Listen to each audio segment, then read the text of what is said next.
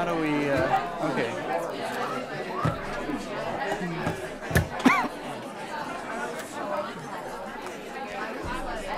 Do we have the plaques? Where are the plaques? Sarah has them. They're on the chair over here. Okay. So how do you want to do All right, it? Do you so are want we on? Who will All be right. reading first when we do these? All right. Are we going in seniority backwards? Because that's how it is in the packet. It's Lisa, David, or David, Lisa, I don't Okay, remember. that makes sense. And then Regina, and then Randy. All right, Do you want to do before. it like that? Yes. All right. Hello, everybody. Hello, everybody. There we go. Good evening, everybody. Welcome. We do have a quorum tonight. Call the meeting to order.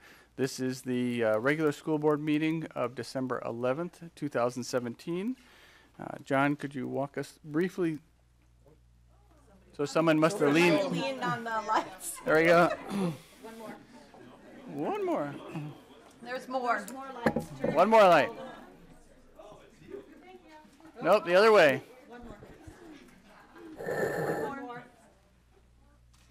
All right, that's fine. There we go. All right, So John, at the front end of the meeting, we're going to recognize the tennis team and the swim and dive team. Okay, get an applause if you want. Not yet. Not yet. Yeah, you can sit there. You could sit there, Troy. And then we have a consent agenda with some of the more day-to-day decisions that need to be made. The commendations that are all going to be recognized at recognition are there. Also want to note that we're going to commend our board members exiting off the Dyna School Board. And for discussion night, we have course offering changes. We will have the final Levy Certification, the Truth in Taxation, final budget presentation, and policy review. And the actions there follow that. We have some other actions related to approving a calendar and other policies. So with that, that gives you a broad brush of what's going to happen tonight. Great, thank you very much.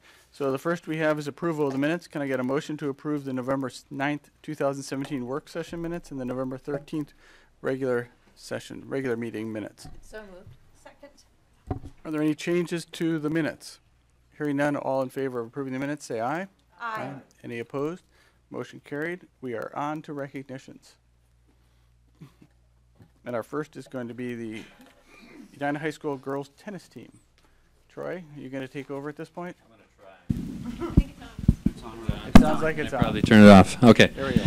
Good evening, everybody. My name is Troy Stein. I'm the assistant principal and director of athletics and activities at the high school. And it's a pleasure to be here tonight to recognize two of our fall sport teams that earned state championships this fall. We had a great fall. We had a lot of successful programs, but two of them that went to that elite level.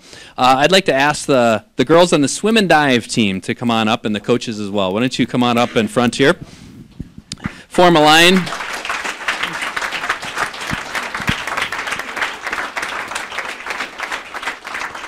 They have their Hornet warm-ups here as well. And ladies, what I'm going to ask you to do is introduce yourselves and tell us what grade you're in, and then tell us quickly just a couple words about what was the most memorable part of the fall.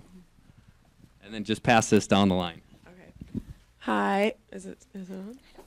Hi, I'm Kelly McCarthy. I'm a senior.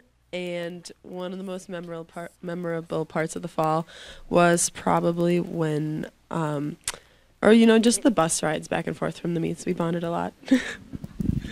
Hi, my name is Sophie Klarkowski, and I am also a senior. And one of the most memorable parts of the season is when Mace jumped in the swimming pool with his clothes on.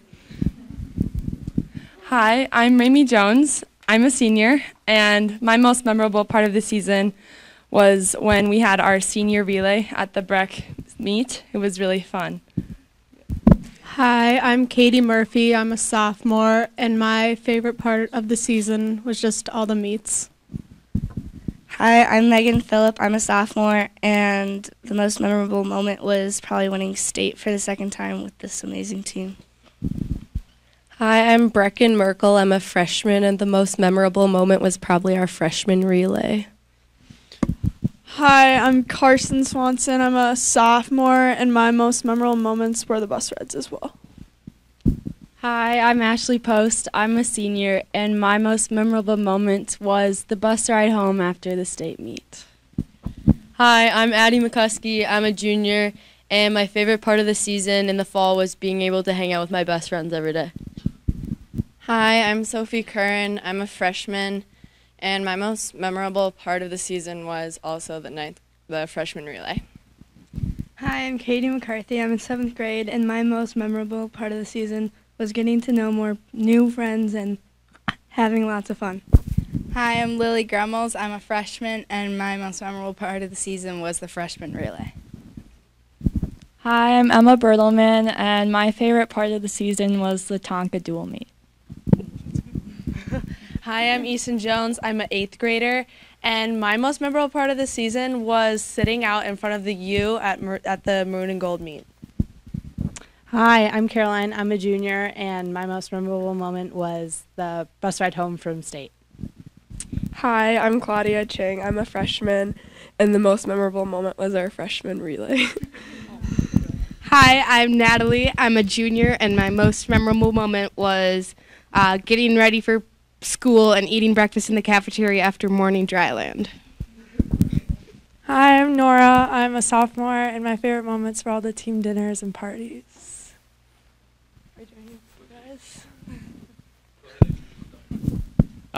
Greg Pekorski. This is my 5th year with the team, and most memorable moment would be watching the girls get ready for the state meet, knowing that they were going to swim so well. My name's Jeff Mace. I don't know if I have a favorite moment. I just enjoy going to the pool every day just to be with the gals.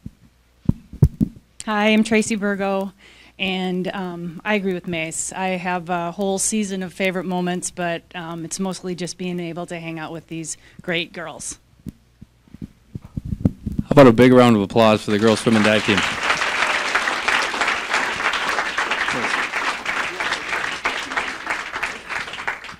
Coach Mesa, I'll try and keep it. I'll try and keep it unemotional for you. As you can tell, Coach Mace is very emotional about the program and his involvement, and certainly when he speaks about these girls and what they mean to him, it shows through with his passion for the program. And the thing that I love about their responses to what's memorable.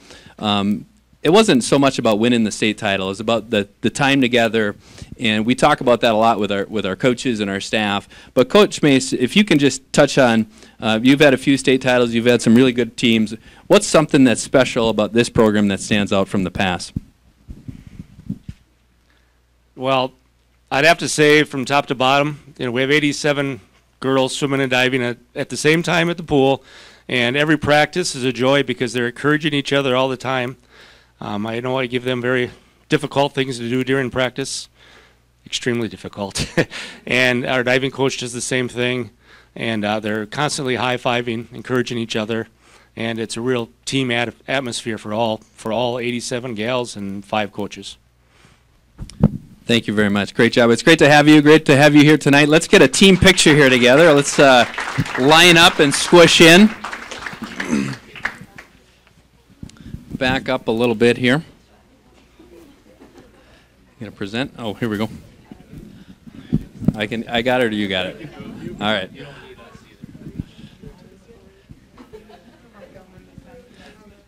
So this is a certificate of commendation from the school board to our girls swim and dive program. You can hold that.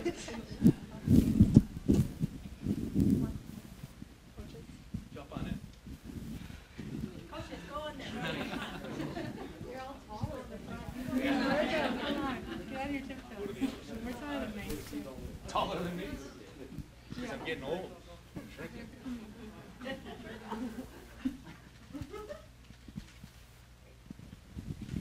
Congratulations.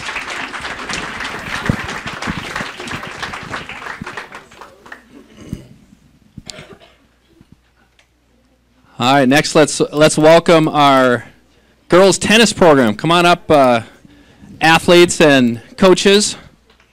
Give them a round of applause.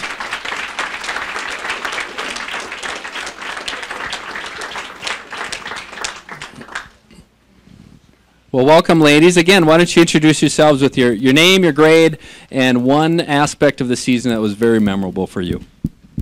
Okay, I'm Samantha Van Ert. I'm a junior, and one of the most memorable moments of the season was probably all the fundraisers we did. I'm Anna McDonald. I'm a junior, and my most memorable part of the season was probably all the energy at all of our matches, especially like state, and cheering everyone on. I'm Shaylin Rieger, and I'm a sophomore, and my most memorable moment was probably becoming friends with the newbies and reuniting with our past teammates. I'm Ingrid. I'm in 9th grade, and my most memorable moment was running on the court after we won state. I'm Lucky. I'm a junior, and my most memorable part was definitely the pasta dinners and team bonding. I'm Jenny, and I'm a senior, and I really liked the time that we got together as a team during sections and state. I'm Andrea, and I'm a junior. My favorite part was getting to know all the girls on the team. Hi, I'm Perry Forster. My favorite moment was watching all of the team. Andrea, who's one of our new kids this year, is from Sweden. She's never participated in high school sports before, and she was the last match playing, and when she finished, all of our girls mobbed her court, and you can see the little tear ready here again, because it was very emotional and very cool to see that experience for the kids. Luke Robertson. My favorite part of this year was the Rochester tournament and hugging Perry and Steve after the state tournament. My favorite part is always at the state tournament, seeing the kids come together. Not just the tennis, but it's a great time for the kids, and really seeing them play their best tennis as we get to the end of the season. And this year was no different. So it was a great season. So the program has a very rich history. They had won 19 straight state titles in a row, and you couldn't talk about it, when the streak was going on. And then things didn't go our way last year, and so the streak was broke. So now I think I can ask this question to Coach Paulson. Now that he's won one, he hasn't started a new streak yet because he's just won one, right? But tell us a little bit about that experience of 19 state titles in a row, and then falling and then regrouping this year. Tell us a little bit about that emotional process for you.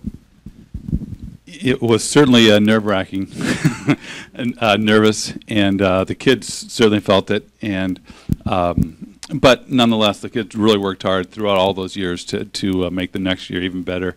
We were ever so close the year that we lost, but the kids work hard during the off season to make each year better. So this year was no different. I think they had a little, maybe a chip on their shoulder to try to get it back. So I was super happy for the kids and excited that they took it upon themselves to make that happen. So. Thank you very much. And you had in that 19 streak, you had a special sweater that you were wearing. And then you weren't wearing it this year, so you've changed the gear up. And did you burn that thing, or? I have it in Tupperware. All right. All right, how about a nice round of applause for our tennis program?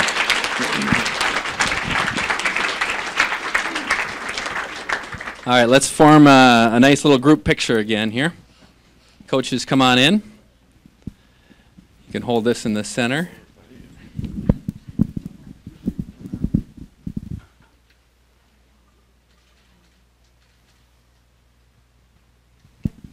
All right, congratulations. Thanks for coming tonight.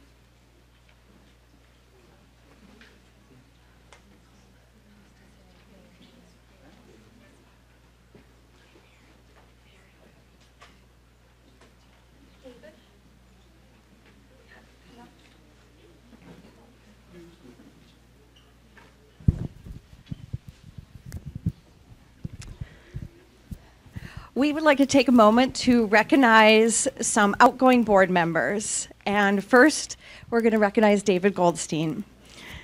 The board hereby expresses its sincere appreciation and that of the staff and residents of the school district for David Goldstein's 4 years of devoted service to the Dyna Public Schools and its affairs during the period of 2014 through 2017. During his tenure, David Goldstein has diligently served the district as both the assistant clerk and then treasurer. He has also served as a member of the Board Facilities Committee, the Board Finance Committee, as well as a liaison to the Minnesota State High School League and at the Student Activities Advisory Committee. David has been the board's liaison to Southview Middle School, Countryside Elementary School, and the Dyna High School. The board thanks David for his service, and we noting especially his efforts on the board facilities and finance committees, his ongoing leadership efforts with the construction project, especially the district's property sale and purchase, thank you, has been critical in the project's success. His counsel in the district's annual budget development and has aided in the alignment of available funding to the district's mission. David has been a thoughtful and dedicated board member. He has continually based his decisions on what's best for the students and the community. The board members congratulate David Goldstein and extend a collective and individual thank you for a job well done. Thank you.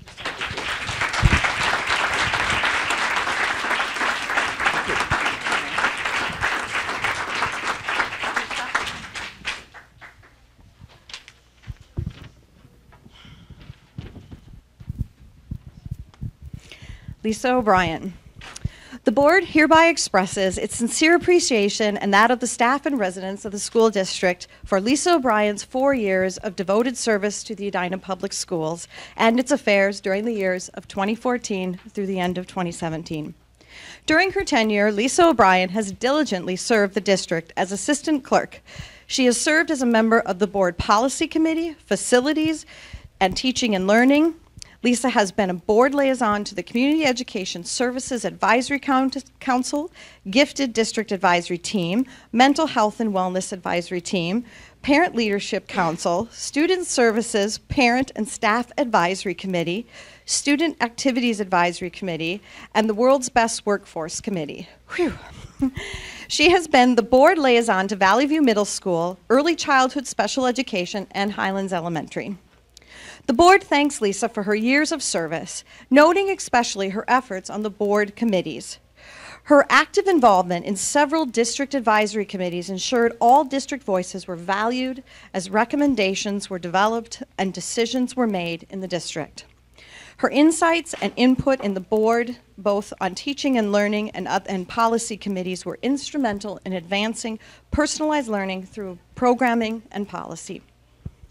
Lisa has been a thoughtful and involved and dedicated board member. She has continually based her decisions on what's best for kids and this community. The board members congratulate Lisa O'Brien and extend a collective and individual thank you for all that you've done. Thank you, Lisa.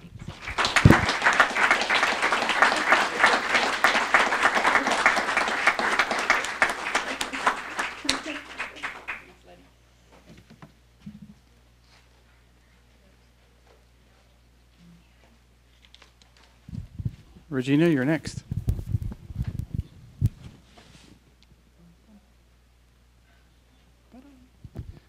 The board hereby expresses its sincere appreciation and that of the staff and residents of the school district for Regina Neville's 8 years of devoted service to the Edina Public Schools and its affairs during the period 2010 through 2017. Regina has diligently served the district as the board clerk during her entire tenure. She has also served as representative on many board committees and as board liaison to many organizations. These have included membership on the board's Human Resources, Policy, Joint Policy, Teaching and Learning, and Facilities Committees, as well as liaison to the Minnesota State High School League, Edina Ed Fund, Special Services Parent and Staff Advisory Committee, Community Education Services Board, Edina Chemical Health Partners, AMSD, Parent Leadership Council, Edina Alt Comp Steering Committee, Salary Schedule and Compensation Committee, and ISD 287. Yeah. She has also been the board liaison to Creek Valley and Normandale Elementary Schools. The board thanks Regina for her years of service, noting especially her efforts as board clerk and on the board policy committee. Her time and talent spent on the district's policy development and on coordinating board communications with district constituents are among the many lasting impacts she has made as an Edina Public Schools school board member. Regina has been a very thoughtful, involved, and dedicated board member. She has continually based her decisions on what is best for the students and the community. The board members congratulate Regina Neville and extend a collective and individual thank you for a job well done.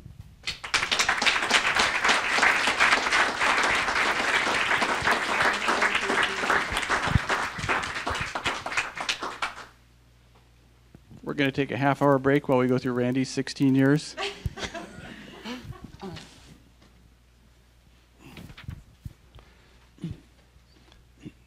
The board hereby expresses its sincere appreciation, as well as that of the staff and residents of the school district, for Randy Meyer's 16 years of devoted service to the Edina Public Schools and its affairs during the period 2002 through 2017. Randy has served the board and district as assistant clerk and treasurer and 8 years as board chair. He has served as a representative on the board's joint policy, human resources, finance, and facilities committees. In addition, Randy has been board liaison to multiple groups and teams, including AMSD, Capital Bond Oversight Committee, City Council, Educational Cooperative Service Unit, Edina Fund for School Innovation, Edina Park Board, Insurance Committee, MSBA, Salary Schedule and Compensation Committee, Strategic Planning Team, and TIES. He has served as liaison to Highlands, Normandale, Creek Valley, Cornelia, and Concord Elementary Schools, Valley View and Southview Middle Schools, and Edina High School. He's worked with 3 Edina Public Schools superintendents, having outlasted 2 of them, Dragseth, Dressen, and Schultz. The board thanks Randy for his many years of service, noting especially his efforts as board chair and his work on the board's Finance and Facilities Committee. His time and talent spent coordinating joint school board trainings with the Hopkins School District and the Westside School District in Omaha, Nebraska, are among the many lasting impacts he has made as an Edina Public Schools school board member. Randy has been a conscientious, diligent, and committed board member, always basing his decisions on what is best for the district, student, and community. The board congratulates Randy Meyer and extends a collective and individual thank you for a job well done. Thanks, Randy.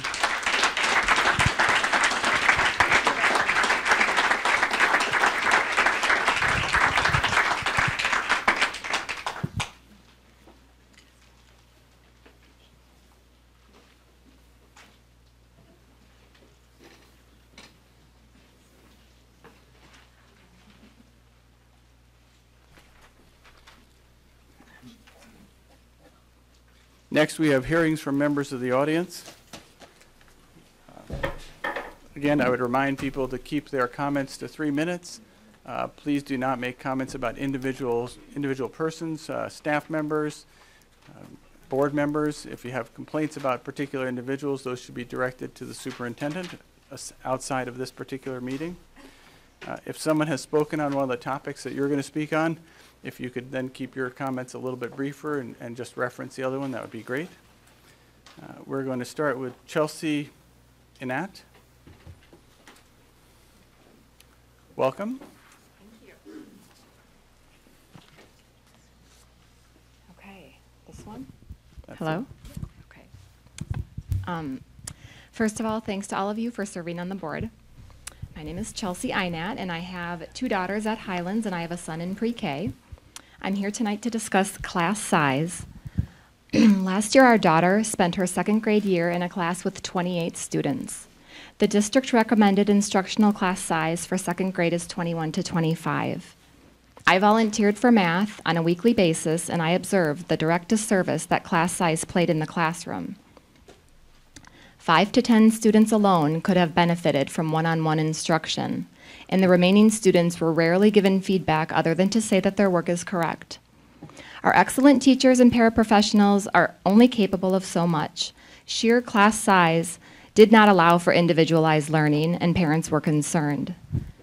These children have now started 3rd grade.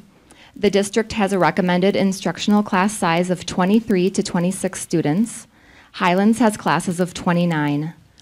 I'm aware that a 0.6 FTE is assisting with the 58 students, and I'm appreciative and hopeful that it's sufficient. I'm focusing on this class at Highlands because it is a unique class.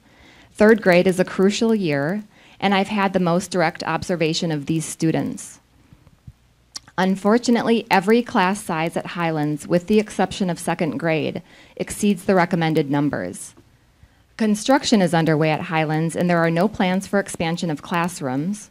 Highlands also hosts a very large and popular continuous progress program that impacts our space. According to the Center for Public Education, research shows that when class size reduction programs are well designed and implemented in the primary grades, student achievement rises as class size drops. In fact, most research recommends an ideal class size of 15 to 18. Class size is something that we can control. I'm asking that the board discuss how the continued growth in all of Edina and specifically the Highlands neighborhoods will be addressed by the district. Please consider providing a written policy for what will happen with each class as they exceed the district's recommended numbers in fall of 2018. Thank you for your time. Thank you. Next we have Sue Vareka. Erica? Thank you. Welcome. Thank you. So I'm actually piggybacking on a lot of what Chelsea said. I'm here to address the same issue. Again, my name is Sue Vareka, and I'm coming here wearing a couple different hats. One being a parent of twins that are in the third grade Discovery neighborhood program at Highlands, and another being an educator. I taught middle school special ed for 15 years, and I currently supervise student teachers through Minnesota State University, so I have a lot of experience in many different districts. In my opinion, class size is the most controllable factor, so I thank you for listening to us on this issue. It's really important to me. As you also know, Highlands houses the Continuous Progress Choice Program, and by nature, that attracts inter-district kids as well as open enrollees. This leaves 50% of our school for the neighborhood kiddos. As you probably also know, and I hear you're doing a study on the exponential building and growth in neighborhoods that surround and feed into Highlands. This together with 50% of our school being a choice program and 50% being a neighborhood program really, really puts a squeeze on the neighborhood program called Discovery. I just emailed with the principal of Highlands today. She notified me that 10 out of the 14 classes of Discovery in grades 1 through 5 are over district guidelines. This to me is a problem. Despite amazingly creative solutions by the administration and principal at Highlands and world-class teachers and paraprofessionals that are just absolutely amazing, the classes are just absolutely overwhelmed. And I know this because I volunteer on a very regular basis, a couple times a week in their classes. What I see as, again, a parent and an educator is that learning is not individualized. And I know we're really focused on that in Edina. Again, no human, even if they're a world-class teacher, can meet the needs of 29 students, that all of which really are needy. And as Chelsea said, third grade, every grade, but a lot of the elementary years are really critical for getting that individualized attention, redirection, more instruction. And I don't just see it academically, I see it social, emotional too. I also had the pleasure of sitting down with staff members late this summer, early in the fall, to address my concerns. The principal was wonderful, and she got really creative, which is great. But what I'm asking for from you guys is that we find a permanent solution rather than putting out fires every year. I think this would help administration, staff, and ultimately the students. I'm also looking for creative solutions for adding physical space at Highlands. I know they're just about to start their construction efforts. I'm also looking at just creative solutions for the choice programs, having continuous progress, half of it at Highlands, half of it at another school. Again, I don't know what the answer is, but I think that you guys have great heads together, and I think that you guys could address that. So thank you for your time. Thank you. Next is Heather Teets.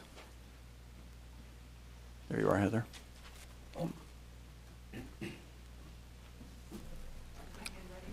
Welcome. I happen, yes. Hi, I'm Heather Teets, mother of a Valley View and Normandale student. I'm here to follow up.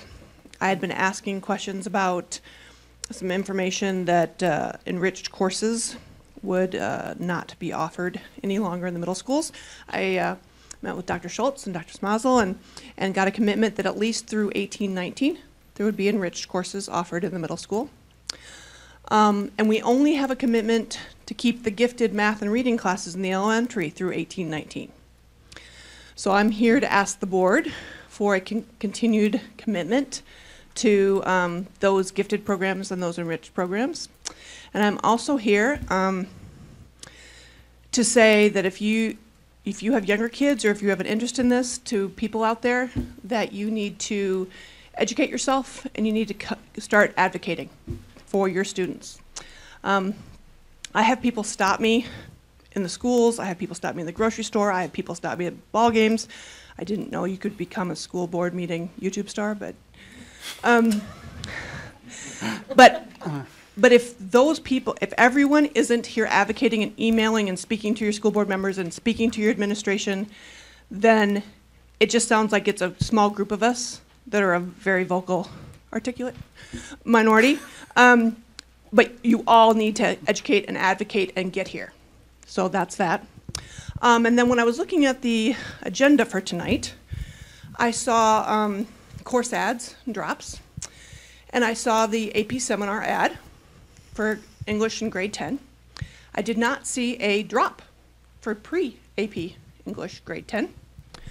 And I'm sure we are looking at that entire curriculum and that entire schedule of events, and I'm sure we are going to have an option that is rigorous and classic based for kids who are not choosing to take an AP English in 10th grade and want, I probably have a student that's not going to choose to take English AP 3 years in a row of various forms. We will take one, maybe two. And so I'm sure there's going to be an option for him in 10th grade that is very rigorous and very appropriate and probably won't be seminar. And there's been enough discussion around AP 10 that I would expect that we would have a public outline of what that changes are going to be there, and that would be coming relatively soon, and it won't just be dropping an AP seminar. So do we have a timeline for that? Because that's my ask. When is the timeline for that public disclosure of how all that's going to change? So someone will get back to you as a, we don't normally answer questions at this thing. You could, of course, come at 6:30, we would have answered. Okay. But someone will get back to you, and then we'll also have a disclosure. I mean, there is no intent to keep the plans for the district secret. Understood. Thank you. Thank you. Next is Gabe Adderhold.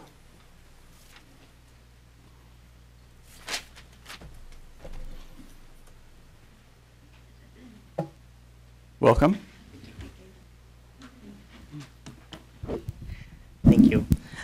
So I was here just today to talk a little bit about some concerns I had with climate in our district and in the schools. And I just wanted to start with my background and my brief story. I was born in New Jersey in one of the worst school districts in America. My biological mother had me when she was 15 years old. I was adopted at birth by my two white parents, and we moved here to Edina. But when I was in kindergarten, my mom enrolled me out of Edina into Minneapolis Public Schools. For years, I didn't understand why. I asked her, why would we go from the worst performing school district to the best one, and you not send me to Concord, my neighborhood school? And she told me it was because she was afraid, that because I am a person of color, that I would not fit into this community. When I became a high schooler, I made the decision myself to go back to Edina. Those are where my friends were, where my neighbors were. They had better class sizes, better teachers. And I loved it. It was that experience that allowed me to go on to college, to run for office at the age of 22. And now, over this past year, I see a community I don't recognize. I see and hear stories about segregated lunchrooms, about students of color being harassed and being bullied. And I know a lot of these families that are looking at leaving Edina Public Schools because this isn't a welcoming and inclusive environment. And so my ask for the school board and for the administration, and I do thank Superintendent Schultz and others that are working on this, to go a little bit further, to start talking about ways that we can include families and people of color at the decision-making table to make sure that our voices are heard. Communities of color in this community are hurting. They aren't being listened to, and they will leave our community, and it will hurt our school district if we do not change. And so I end with this quote by Martin Luther King: "The ultimate measure of a man is not where he stands in moments of comfort and convenience, but where he stands at times of challenge and controversy." It will be hard to stand up and be vocal for these vulnerable communities, but I ask you and the incoming board to stand up for those families. Thank you. Thank you.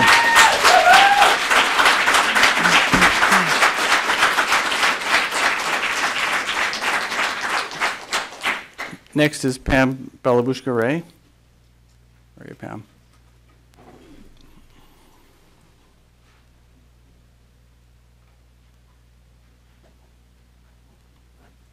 Welcome.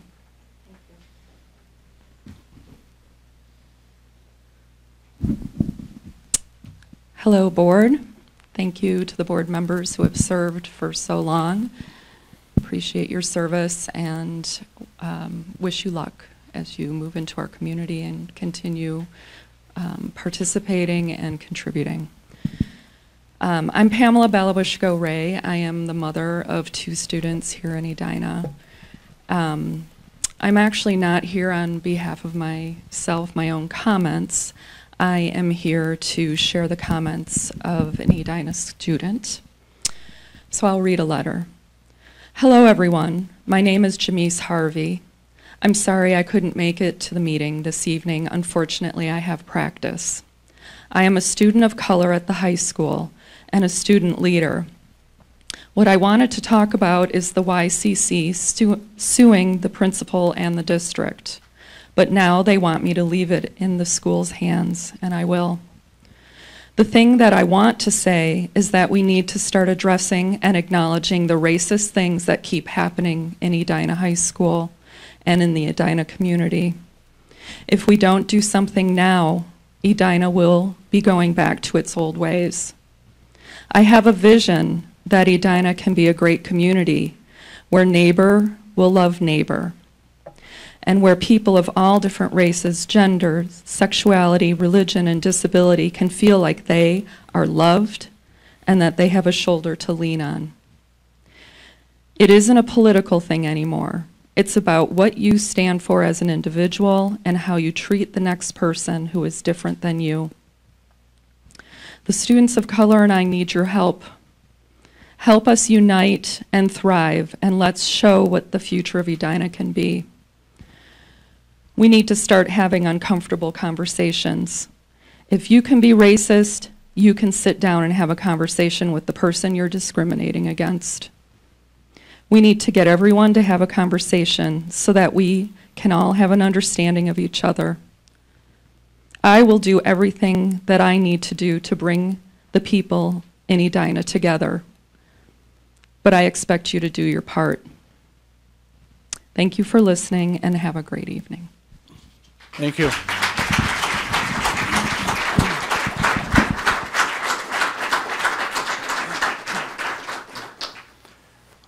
Our last speaker is Jim Belabushko-Ray.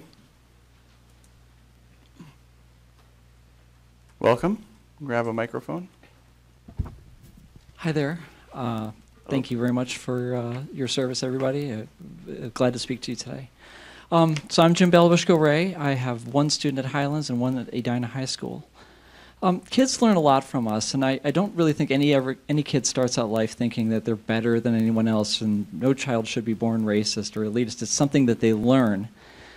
And I think that because it's learning, we have a duty to make sure that our schools level that playing field and teach diversity, inclusion, and fairness, and undo some of the learning that some of these people get. For me, this is personal. My son Isaac African American, and he's been really well treated at Highlands. He's always been made to feel like he belongs and that he's loved. We're real believers in the Highlands way. And I just want to make sure that as he enters middle school and high school, that he's entering an environment that protects him and gives him a chance to belong and doesn't exclude him based on who he is. So I'm asking the administration and the board to make a commitment to addressing the intolerance and racism that we're seeing growing, and so that we can continue to feel at home here in Edina. Thank you for your time. Thank you.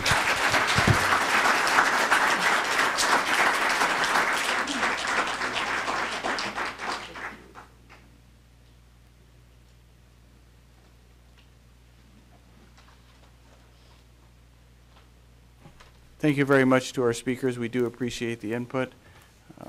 And I want to just go back for a second. We have adopted a 6:30 question and answer session. And as it turned out for today, we had people who sent in questions, but then a couple couldn't make it.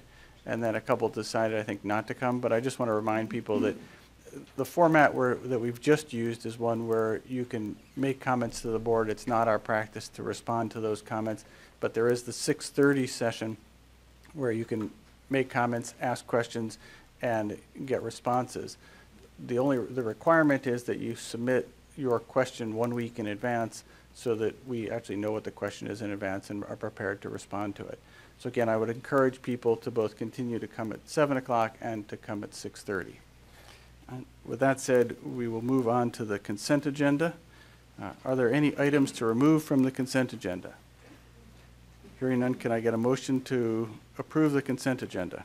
So moved. Second. All in favor of approving the consent agenda, say aye. Aye. Any opposed? Motion carried. We are on to reports and discussion. The Edina High School course offering changes is first. Randy, are you leading us on that one?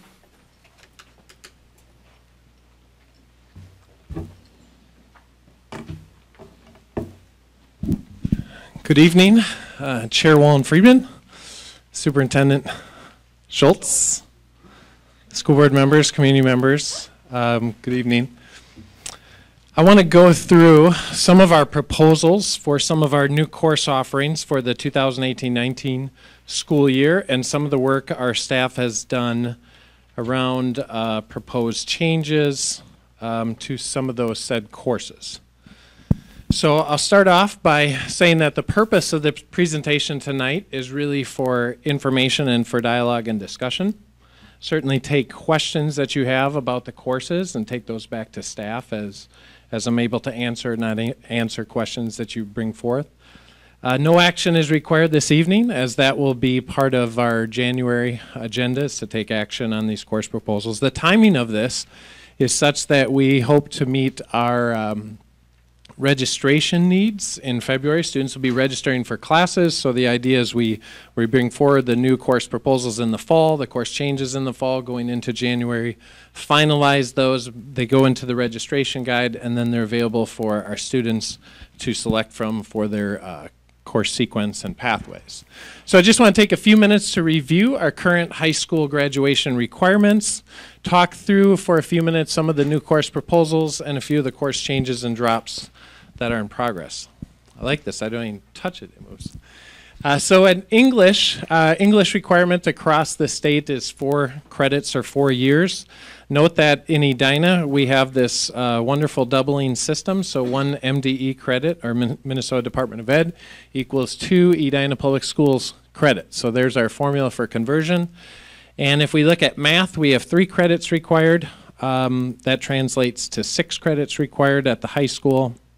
You can see 6 for science, 8 for social studies. We did make that credit change with 9th grade coming to the high school last year.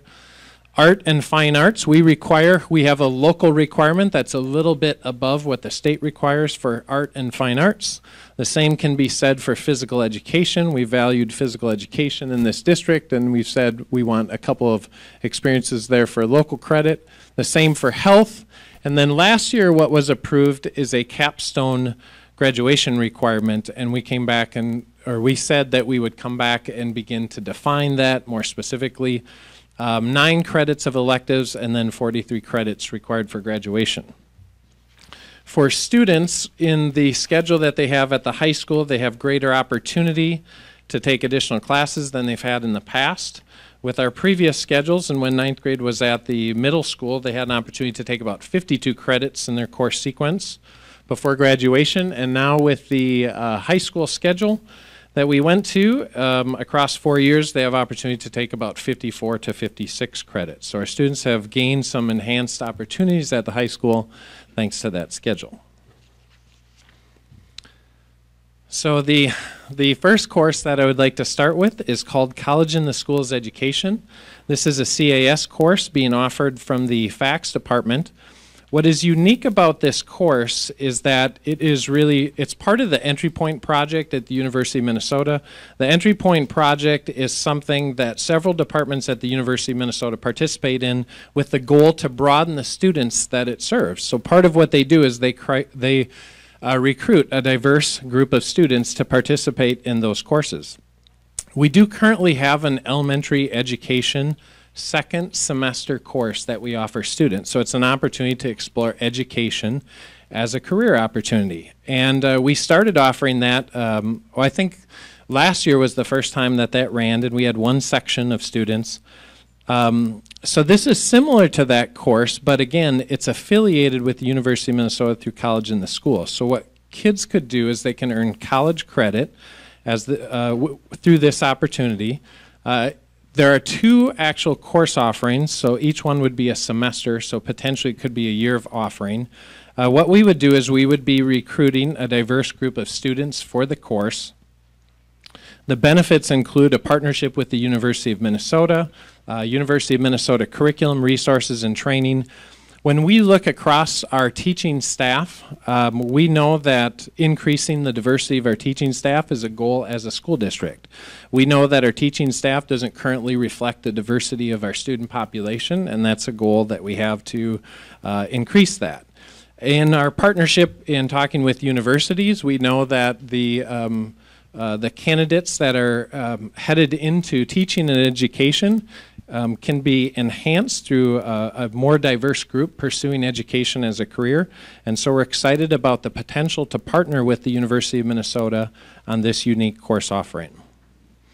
And I don't know, maybe I can go through all the new courses proposed, and then we can stop and do some Q&A before we move on. DECA 3, we have DECA 1 and DECA 2. Distributive Education Clubs of America, if you're not familiar with what DECA stands for. This course explores international business, ties to real-world business practices such as accounting. It's really a continuation of the DECA course sequence. Now that ninth grade is at the high school, some of the students can participate in DECA at an earlier age, so it really it offers an additional opportunity for them to pursue in business. The course request has come primarily from students saying, hey, we should have a DECA 3 course so we can continue on our line of study. Personal wellness is the first PE credit that is required at the high school level. Once students complete personal wellness, then they can go on and take a variety of physical education electives. One of the things that we'd like to offer, and this, even though our pilot around personal wellness has not yet run, it's going to be running second semester, so we don't have the feedback from the pilot yet. But as we've assembled that pilot, there's been a lot of conversation with the physical education teachers and the counselors feeling that this offering could really benefit students. And so what the physical education department has proposed is a personal wellness hybrid or online course. It would still count as one of the 7 available courses that students could take, but what it would do is it would give them flexibility in their schedule during the day to free up some time to work on other courses or other things, and some of that coursework would occur outside of the school. Power Endurance is a group fitness course that would utilize the new fitness studio at the high school. This would be a PE elective course. If you've had the opportunity to get over there and see that great new space, it's fabulous, and it's another great opportunity to promote movement, and we are very familiar in education about the impact that movement has on preparing learners to learn. and so a great opportunity from our PE department. And then soccer theory really is a parallel course to basketball theory, which has been another popular movement course at the high school level. Students would learn about advanced level instruction and skills in soccer, and also prepare for being able to pass an officiate test to be able to officiate soccer games as part of the course. Geometry support and algebra bridge and advanced algebra support and algebra bridge are proposed as intervention courses, and part of the goal is always to keep learning the constant and make time the variable.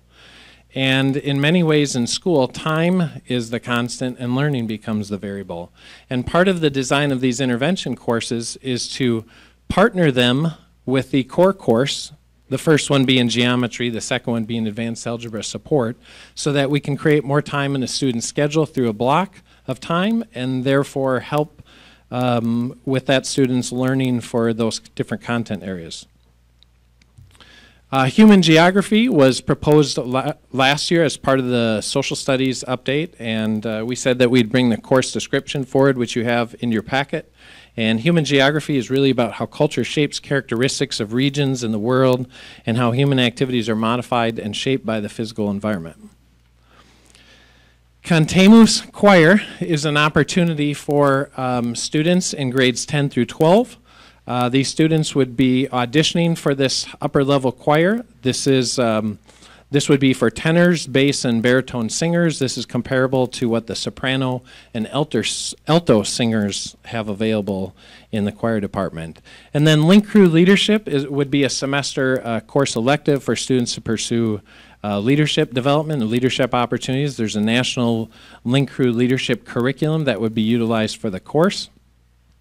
And students who are Link Crew leaders or want to be Link Crew leaders would benefit from that opportunity to participate in that course. Philosophy is a new elective being proposed by the Social Studies Department. Part of this study would include critical inquiry into the nature of knowledge and ethics and reality. It would mainly focus on Western philosophies, and again, that would be a social studies elective. And then AP Seminar is a new course that we're bringing forward that's part of the AP Capstone Diploma program. Edina Public Schools has a very large number of students that participate in AP tests and AP courses. About 2,500 students or 2,500 tests are taken every year. Probably the largest in the state. And one of the things that we applied for is to be part of the AP Capstone Diploma program. An AP Capstone Diploma is something that students would be awarded when they complete AP Seminar, 4 AP courses, and then a course called AP Research. The AP Seminar course is a course that would be in 10th grade. This course requires students to practice reading and analyzing articles and research studies and foundational texts. They would do research-based essays and presentations, and they would analyze and evaluate information to communicate evidence-based arguments. The students who participate in AP Seminar would also meet the 10th grade language arts standards and requirements.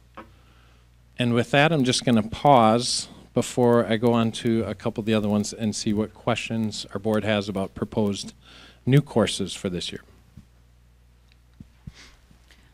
Well, we discussed this in teaching and learning, at least the first I turned it on. Oh.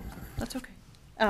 And so I think the general discussion that we had in teaching and learning is that the committee felt that what really needs to happen at a board level and then in addition with the community level is really to talk about what are the core things that we feel that an Edina graduate should have when they leave the district, and then kind of review all the things that were, all the requirements we have and the amount of electives that we give and what those might be after that, because we just felt that it was a good time to maybe have a discussion about really what that is, because we seem to be adding, at least some of the discussion, maybe not consensus, but we're adding more requirements, taking away more electives, and having a discussion about what should those be and who gets to make those decisions. So that was the general overarching discussion at teaching and learning about these requirements. And then I had some specifics, but I can wait and let someone else talk. No, go ahead. I guess overarching that I have, if we'll just go back to the first one, which was the college and the schools, great class. My question is to step back philosophically. We already have AP, and we have a strong AP program. We've decided not IB, but now we're bringing in college in the schools, but maybe not consistently. So I think there needs to be a discussion about what do we believe in terms of college in the schools and which college in the schools programs get brought in or not. And these college in the schools programs are expensive and they have a fee. And so I think it needs to have a discussion about what do we believe about college in the schools and what does that offer us, and how do we do that, more of a decision tree or a procedural policy about when we do CIS and when we don't.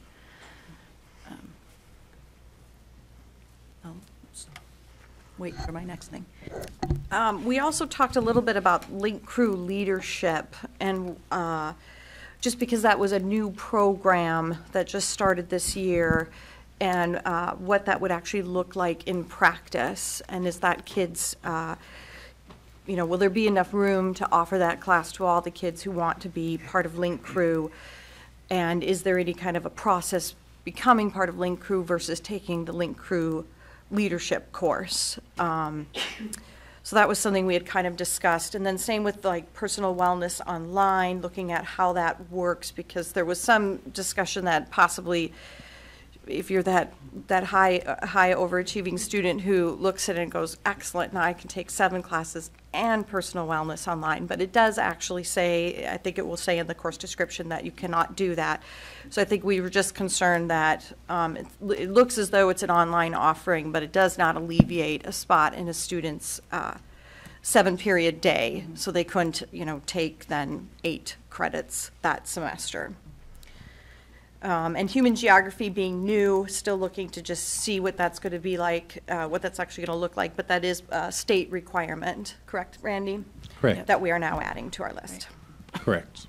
And I guess my question with a lot of these, the personal wellness one and Link Crew, having those not either the personal wellness that we said last time that hasn't happened yet, and then with Link Crew, these are new programs which we have no data on how they're working. Mm-hmm. So I am hesitant, not that it'll matter because I'm not here to vote, but I will put my 2 cents in, hesitant to put 2 new programs, particularly with the price tag that these have, $11,000 roughly and $7,600, not including writing time for the teachers, the staff. Those are expensive programs to put forward without having any data on anything that we've done last time. So not against the class in particular, I just think that given our financial constraints, that maybe those need to wait until we have some data to inform us about whether these are the right programs. And particularly with Link Crew, that's a national model. And even when we met with the student council, their concerns about that program and how that went this year, that maybe it needs to be looked at whether that's a good fit for Dyna, that entire model that we're paying for. So I have concerns about those programs, for sure.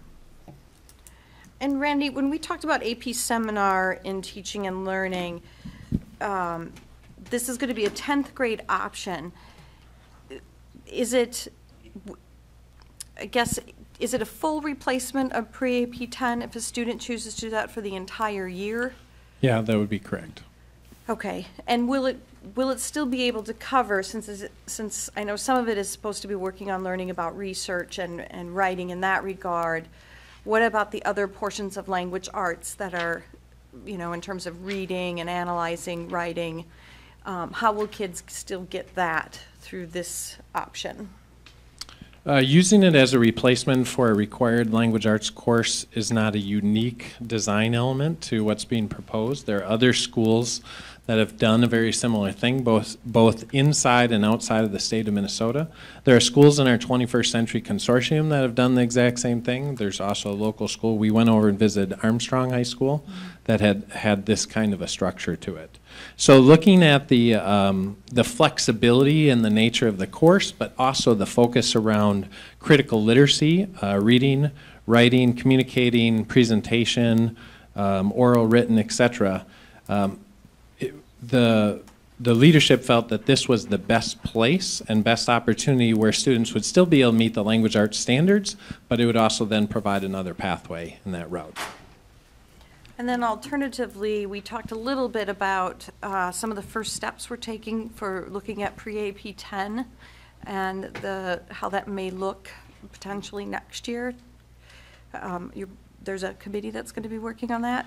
Yeah, there's actually a focus group of parents and students that are meeting on Thursday evening to have some dialogue with our facilitator that'll be doing some work around that. And we're connecting with our language arts staff at the high school.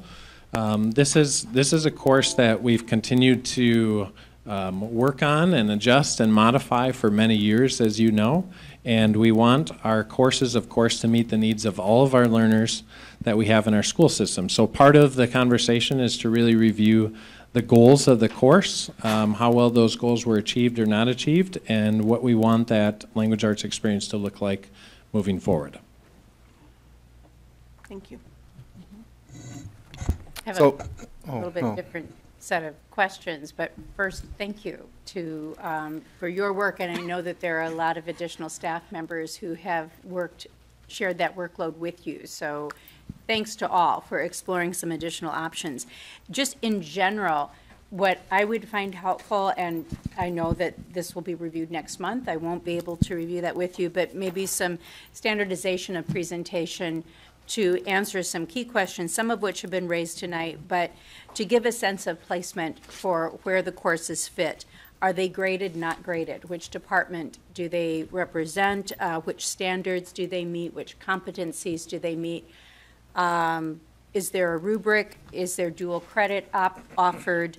Is there a cost? I mean, some of these we've addressed, and some are addressed in independent classes, but not necessarily as a whole.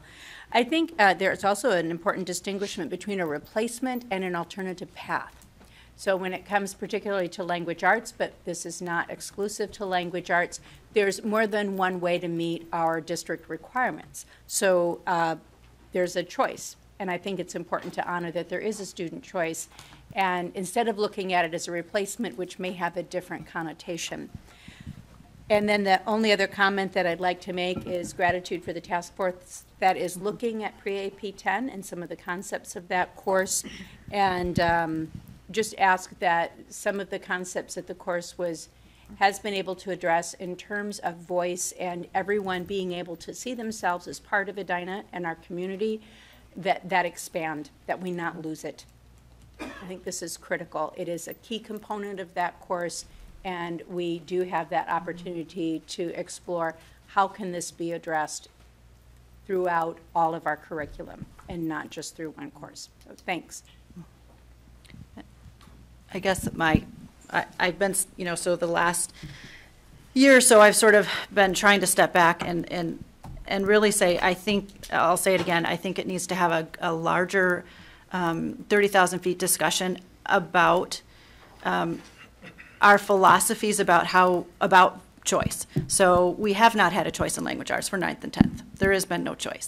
And so this is one avenue. I'm still not sure if you get this class or AP and there's nothing in between, but I think that's the discussion that needs to happen. Philosophically, what type of pathways are we offering for all things, not just language arts, and who gets to choose?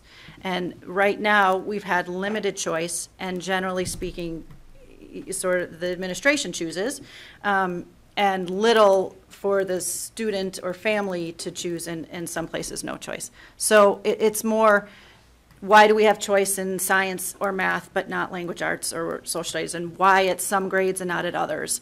There's inconsistency across the whole secondary, 6 through 12. We have enriched in social studies in 7th grade, but science in 8th, and not.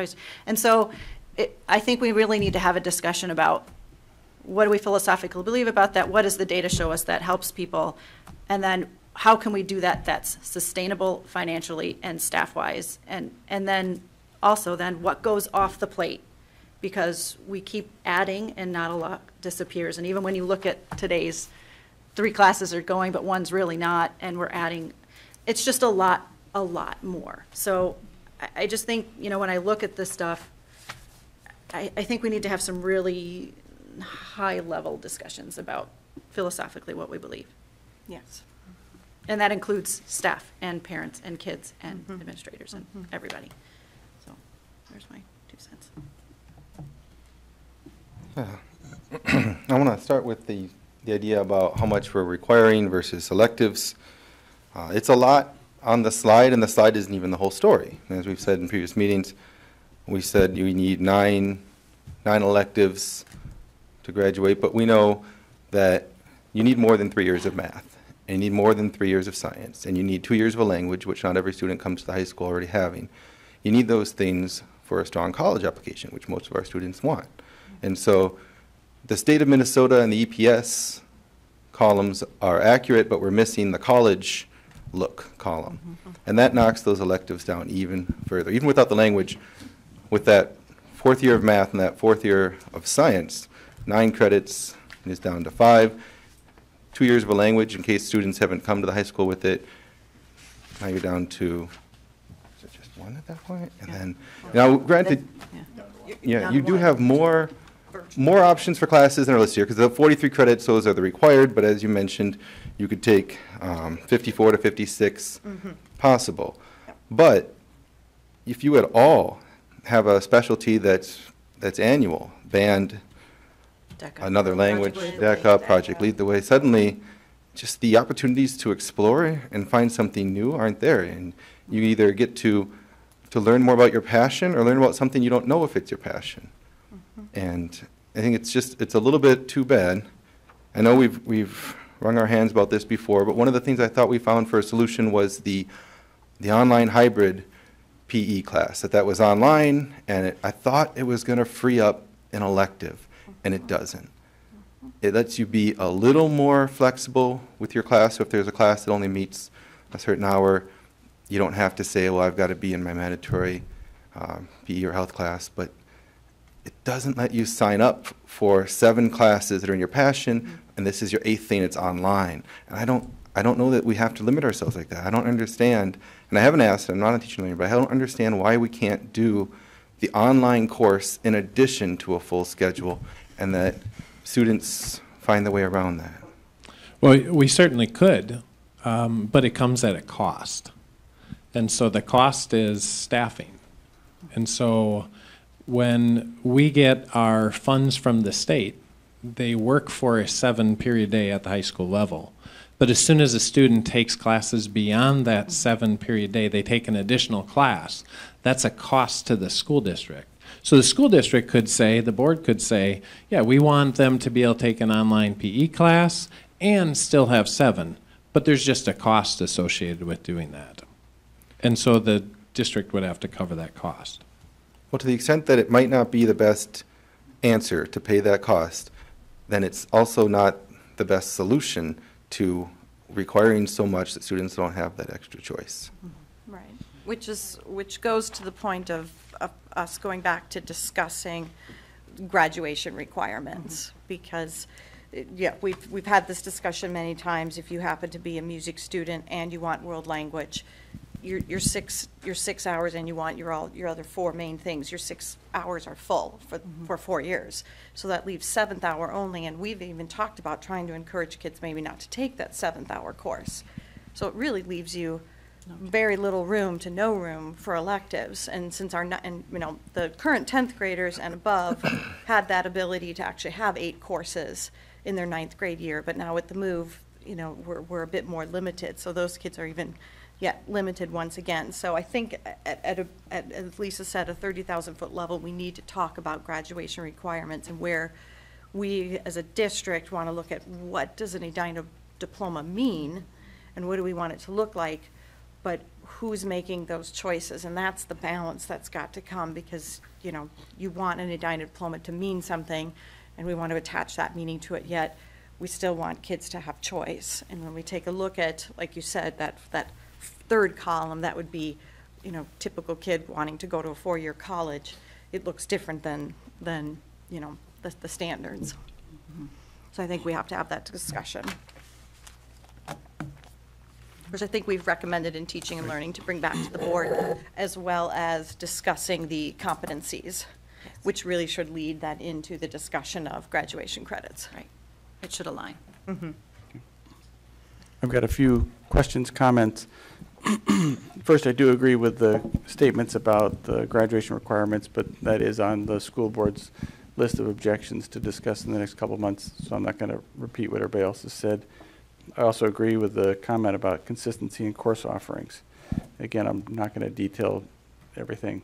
So my questions are, the costs that you've outlined, are those within your budget, or are those funds you're seeking in addition to your budget? And can I add one, and do those also include the teacher course writing time? You know, the hours that the teachers need.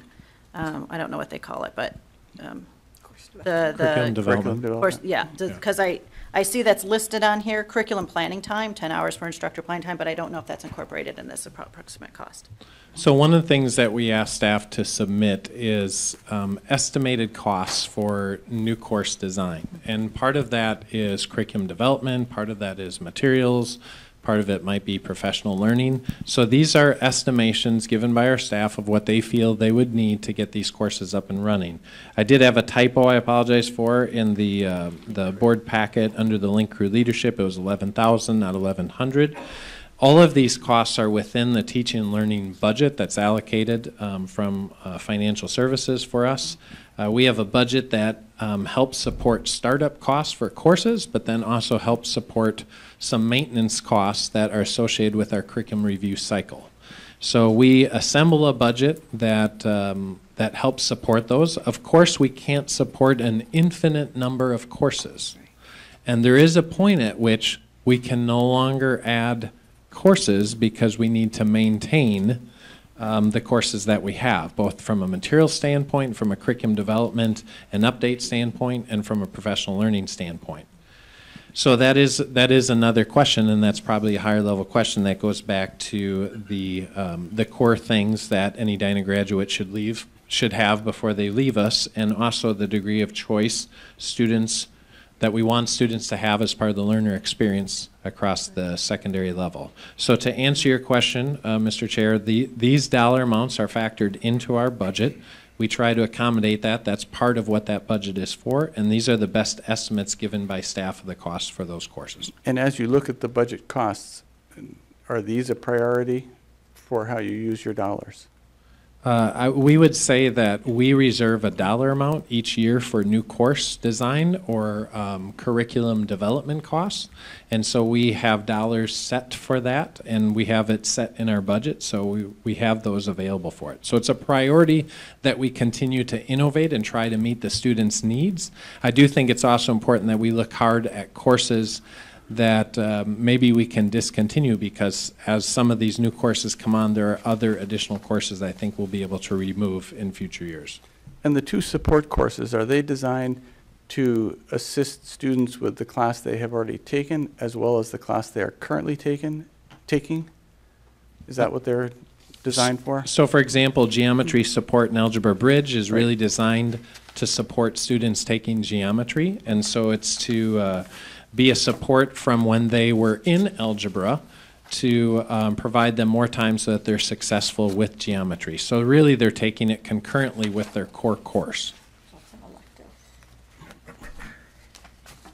Okay, and then the human geography course, there's a notation that says it will meet some standards from economics, governments, world history, U.S. history.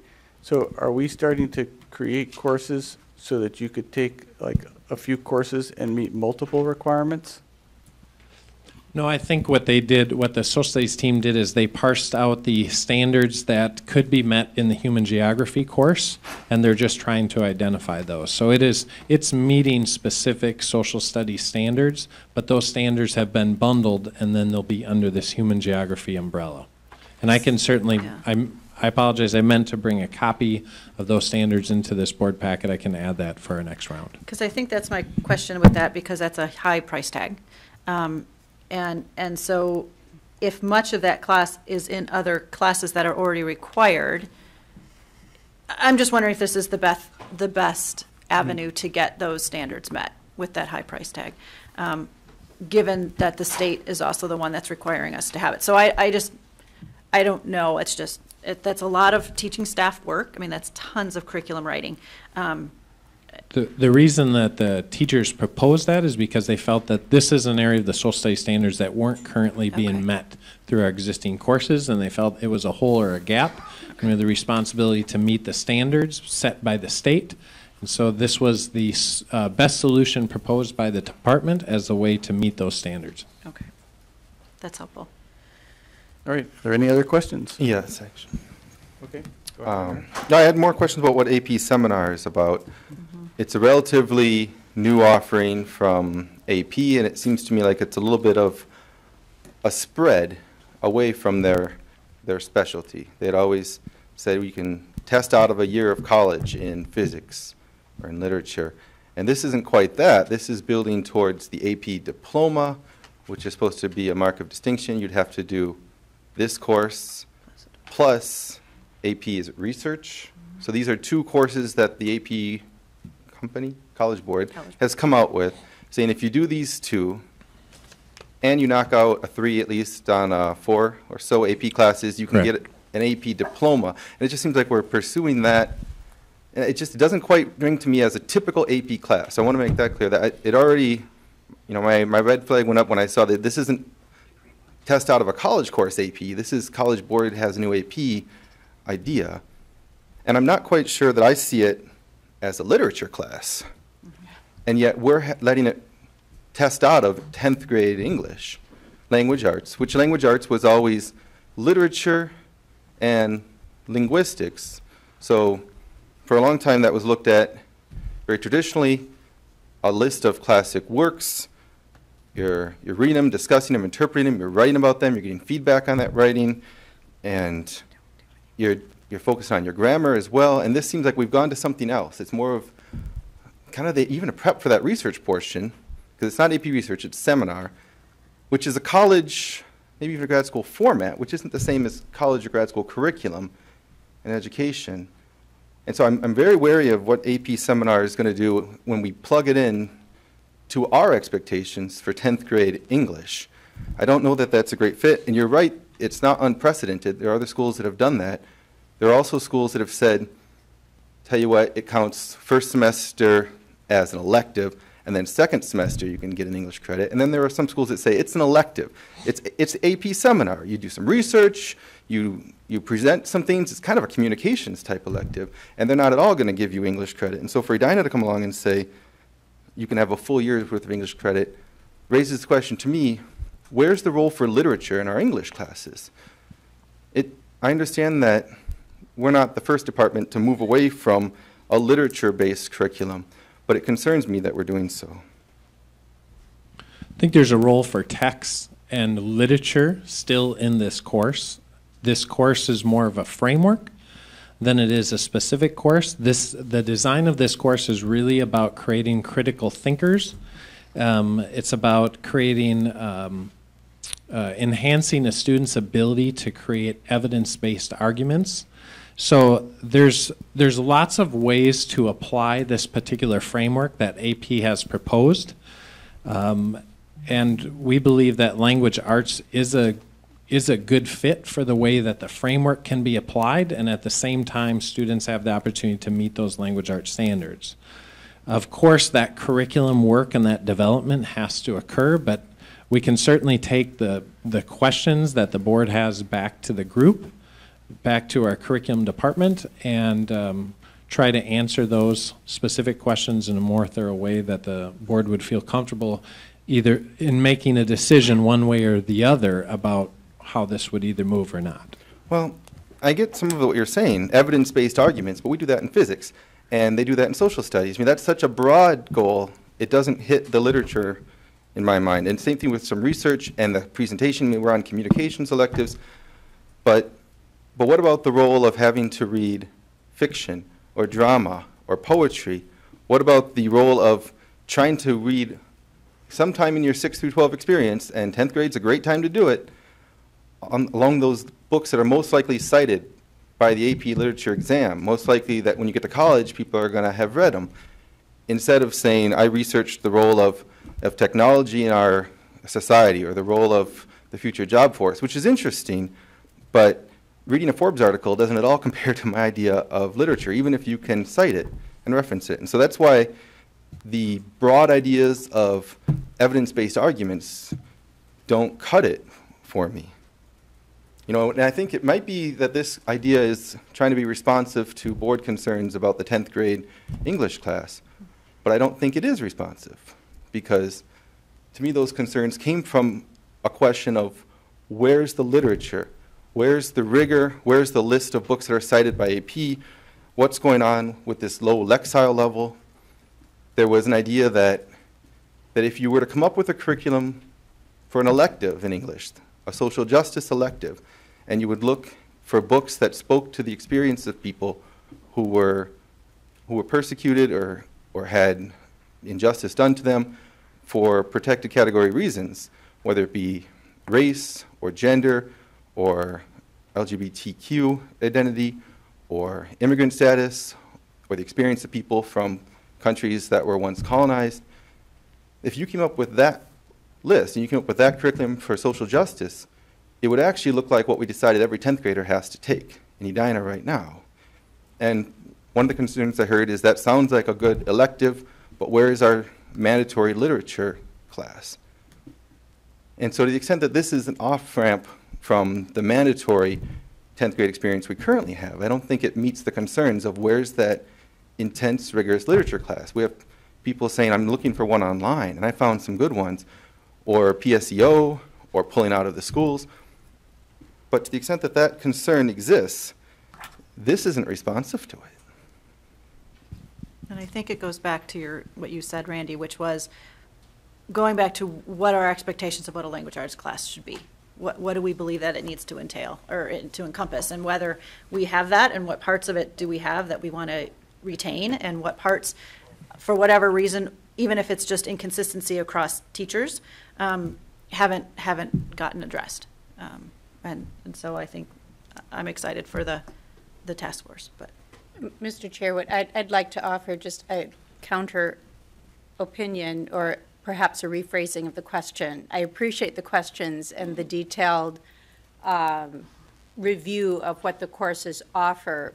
What I am the most interested in, and where I believe our governance role lies, is in asking our teaching and learning department with the team working together to address the standards, which are not set by the board, these are set by the state, to address the competencies, which we've determined as a community, again, not just as an individual board or by an individual site, but our community has spent a great deal of time and investment in identifying these competencies. How these standards and competencies are met is very clearly the role of our teaching and learning department.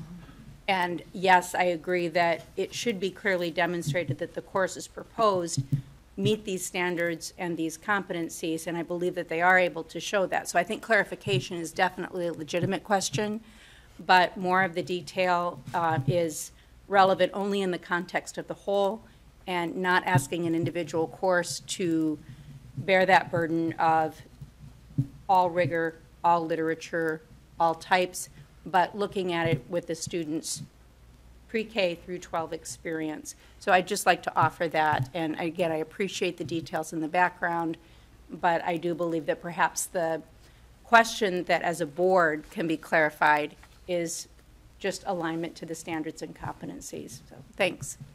Well, I just want to follow up, because I think we're onto something that gets to the core difference about how we're looking at this course, and that is our role to merely preside over the diligent and ethical work of those working in the district office and in the schools, which I think happens every day without exception, or is it perhaps more? And I think that's an individual question among the people on this board, and I think there have been differences that'll continue. Mm-hmm. But that's a difficult question to resolve. But to the extent that I have concerns about, say, for example, this idea of inconsistently offered enriched classes, this year in middle school, but not that for a certain subject, and then switch, not 9th or 10th. First of all, that concern doesn't mean that I think the inconsistency is the problem, and doing away with the ones we have is a solution. I think that's the opposite of okay. I think enriched is part of our philosophy. And to me, it's part of the governance role is that we offer ways to differentiate your registration, not just putting it on teachers. Here's a group of people. You wouldn't believe the range of interests and background experiences and readiness, but I'm sure you can handle it. I think we need to differentiate not just in the classrooms, but at registration process. And that means enriched classes. And to me, that is a governance role. And I'm not comfortable voting aye merely because I see ethical behavior and hardworking behavior.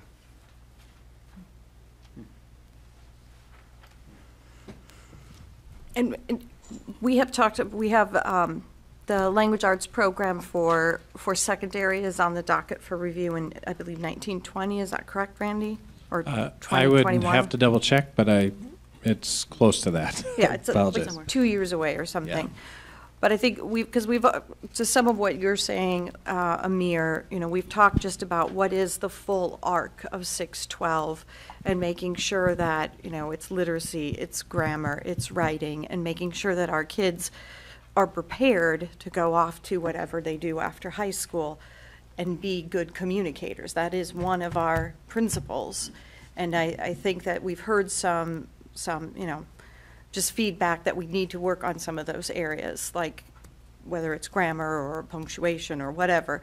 So I think that's why back at that larger picture, 612, I agree, we need to be looking at, you know, the full arc and what is language arts, and are we addressing it, and are we covering it as they go through the full arc? Because yes, you probably can't in one class hit every piece of literature necessarily in 1 year, but to your point, are we covering it though during the time that we have these kids, and are they then going out with the skills that they're going to need, whether it be college or whatever they choose? Because I think communication is absolutely critical, and it isn't just speaking or just interpreting what you're reading, but it is being able to write and do it in a coherent way. So, and that includes rules.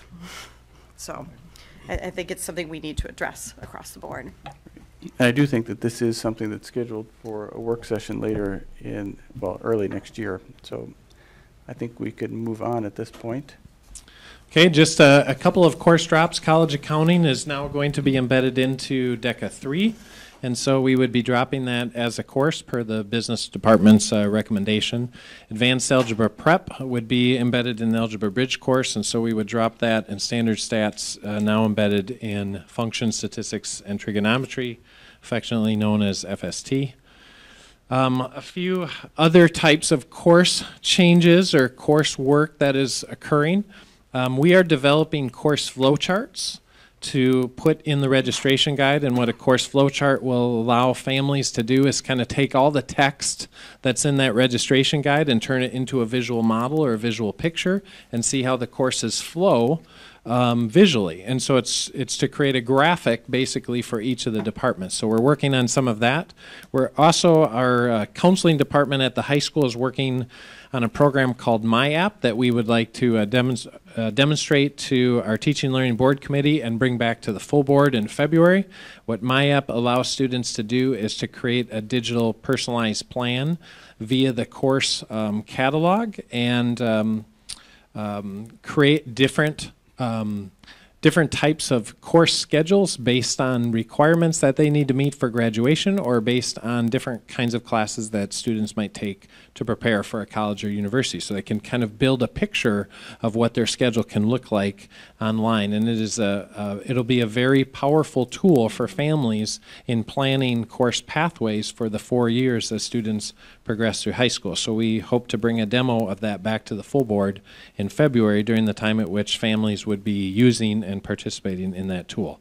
Our counselor department has worked very hard to be able to develop that tool and bring it forward to families, so we're excited to be able to make that available soon. In terms of the, there are a few other prerequisites and course description adjustments that are still being worked on. We'll continue to get that to the board as those get finalized. Some are still in discussion.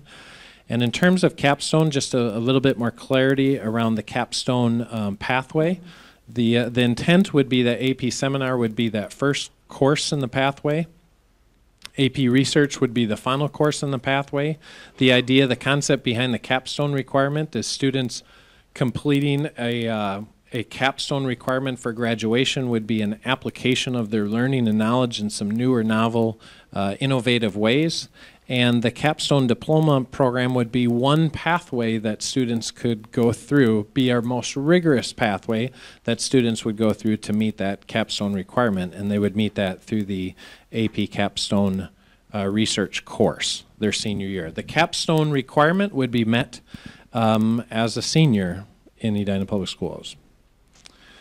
So in summary, a great deal of information was provided tonight. You've provided some other additional questions for us to take back and dialogue about and bring back a few additional follow-up pieces. Our goal is to have our proposals cleaned up and ready for the board to make some decision on at our January 22nd meeting. With that, are there any final questions that the board has? Thank you very much. Thank you. Thanks. Next, we have the tax levy certification. Margot?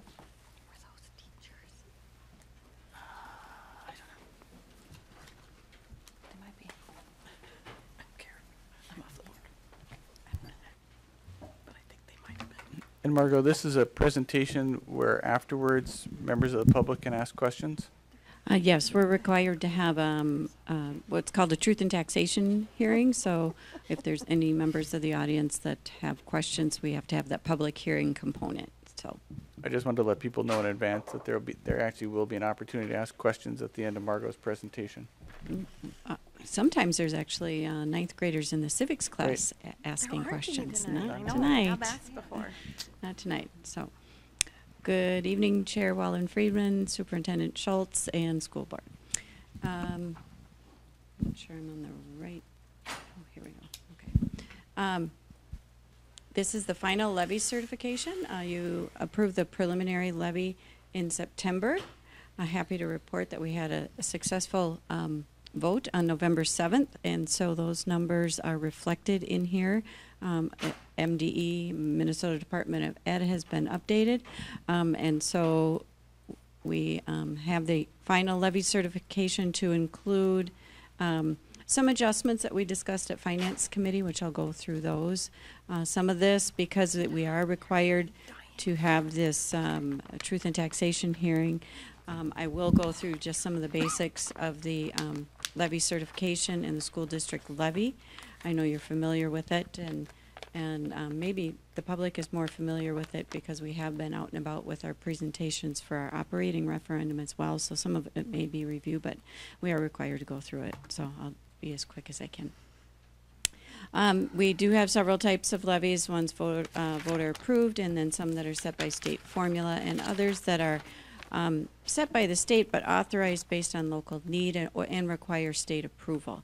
They don't require voter approval, but they require state and local school board approval. So we do have a variety of levies. Here you can see down the left-hand side the variety of those other types of levies. And across the top you see our levy certification history. Major changes, the recommendation here that is included on the worksheet includes some recommended reductions. I don't quite have that here. Okay, we'll just go through it. So the levy certification that came from MDE that included the passage of the operating referendum was we have the authority to levy 100%. In an effort to minimize taxpayer impact within Administration and Finance Committee, we looked at a few areas that could we reduce overall the levy, and so we've looked at 3 different areas to reduce. One would be the capital technology levy. That would be the second line from the top. Keeping that basically flat with the prior year levy. That is the one levy that goes up based on market value every year, and so rather than take that inflationary increase, the capital technology levy, we would recommend it keeping at $5.3 million. The other 2 levies, which were smaller, is a small adjustment in career technical, lowering that just under $10,000. And then in community service, a school district in between the 10-year census period can provide demographic information, send that on to the state. You as a board approved that updated population estimates in June. Our levy certification reflects that. It has a net increase of about $24,000 or $25,000. Rather than take that increase all in 1 year, we're going to take it over 2 years. So those would be the 3 areas that we're recommending levying less than what we have the authority to do, and be responsive and try to be sensitive to tax impact. We did look at one other area under debt service, but after consulting with the district financial consultants, they felt it would not be a prudent, and they didn't advise us to take a debt excess reduction early, that we wait to take that at a later time. So we did research 4 options and are bringing forward 3. So what's ultimately the tax impact? For the full certification without any sort of reduction, with the market values listed on the left-hand side and in the middle, you can see a tax impact with no market value change at all. So various properties actually go down with the full certification. Now, within the community, we had an average of about 8.2% increase in market value. So even with the full certification, then you can see the annual tax impact over to the right. And when we were marketing the operating referendum, or whenever we talk about levy certification, we talk about tax impact without market value increase, because the market value increase, while we do look at it because it is important, my home may be different than your home, than our neighbor's home. In terms of my home might have gone up 2% and somebody else's might have gone up 20%, depending on what kind of improvements they had. So we really do focus on the other piece, and we did with the operating referendum. The median market value home was $182 a year impact with the operating referendum, with no change in market value. So happy to report that this is certainly better than that. If we make the 3 reductions that are recommended through Administration and Finance Committee, it just revises it a little bit, so you can see those same dollar values, a little more reduction with no market value increase, and then obviously with an average market value increase, reducing that overall impact on the taxpayer. We also provide some comparisons of the median value home with other school districts, and we're in the ballpark there. And then I updated the chart to reflect the 2017 November 7th referendum passage for the Lake Conference districts. And so you've seen this chart before, and now with the successful referendum, you can see where we compare with other districts. We are also, for Truth and Taxation, are required to discuss the current year budget. It's a little different for schools and cities and counties. Cities and counties are based on calendar year, so the tax year and calendar year align. We're on fiscal year. So the the levy certification we're talking about actually funds the 18-19 school year, but we're still in the process of the 17-18 school year. So I have a couple charts here to just share with you in summary, but being the 17-18 final budget is next on the agenda, I won't go through these, and we won't go right to budget yet. I will answer any questions. We can go back to tax impact that you as a board may have on the levy certification. Again, it did go through Finance Committee. We did visit about it, and our recommendation would be the levy certification with those 3 reductions as presented, and then when you're ready to open it up for public hearing. So we start with questions from the board? Are there any questions from the board? So my question would be, the 3 reductions you recommend, how much does that reduce the dollars that come into the district? It reduces the levy certification by about $300,000. Can we go back here?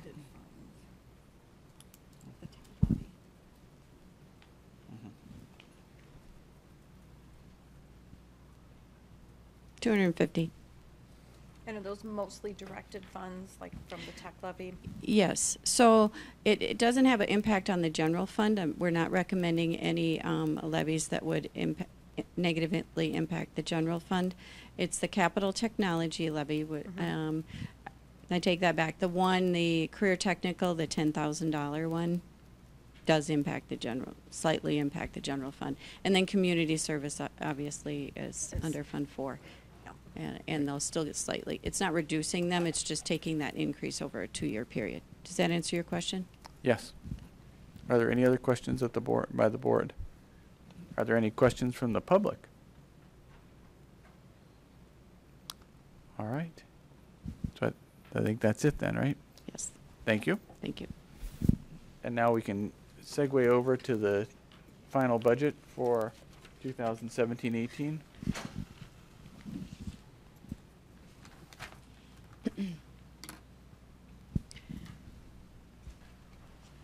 So here we are in December at the final budget. We started a year ago with this same levy certification, which is really the kickoff for the upcoming budget.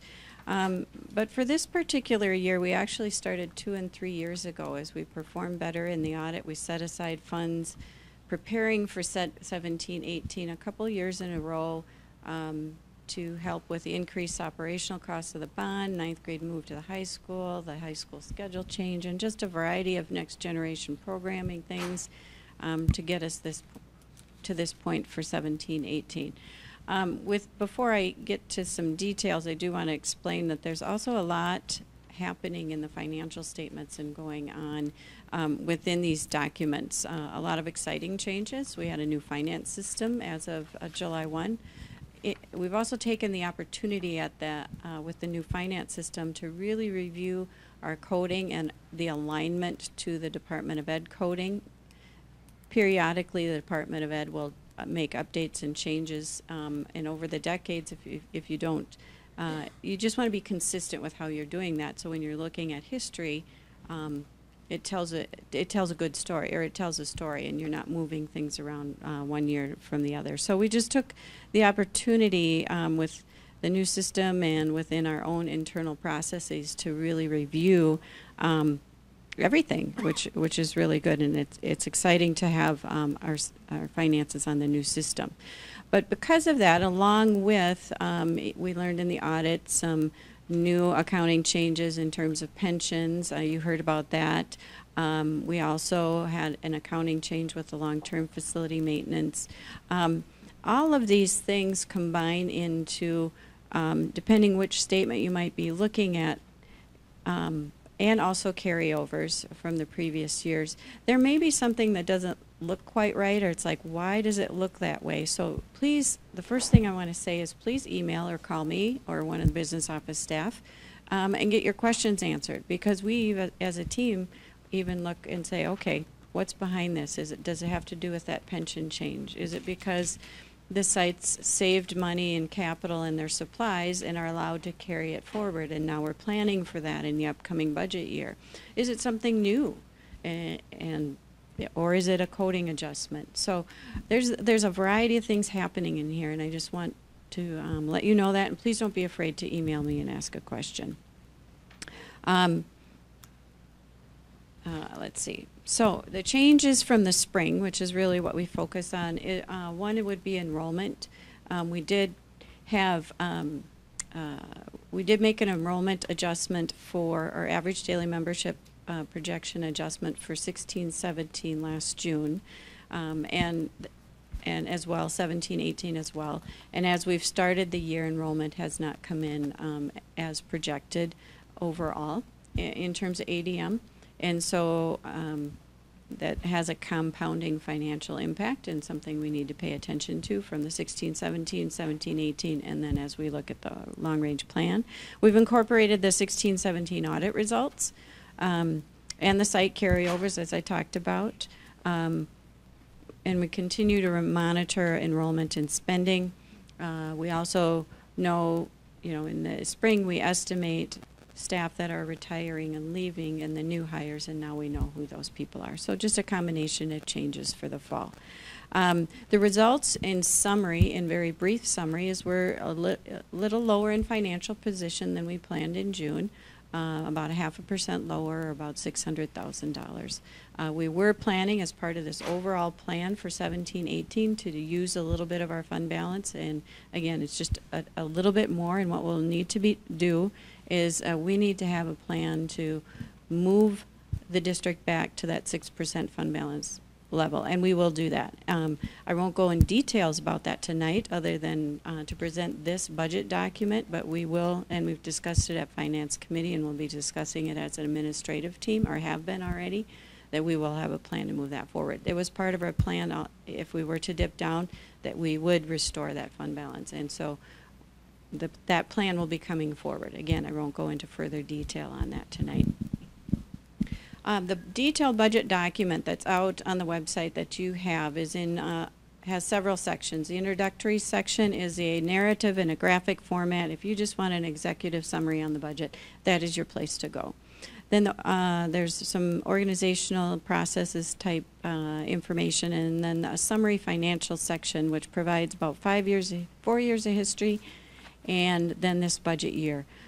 Really nice summaries to be able to tell you, again, not too detailed, but a little more detailed than the introductory section to tell you where we're going up and down in a variety of things. That is the area, though, that if you see something, please call and ask what's included in there, because we've got a lot going on, a lot of changes in just, in particular, the last 2 or 3 years in some coding requirements. So, and then the informational section provides our revenues and expenditures in a much more detailed format. And I do need to thank the business office staff overall for their assistance with the new finance system and the programming in all the information that's presented tonight, but specifically this informational section, some really unique programming to get the history from the old system blended with 1 year, or not even 1 year, 5 months of data on the new system. So very helpful.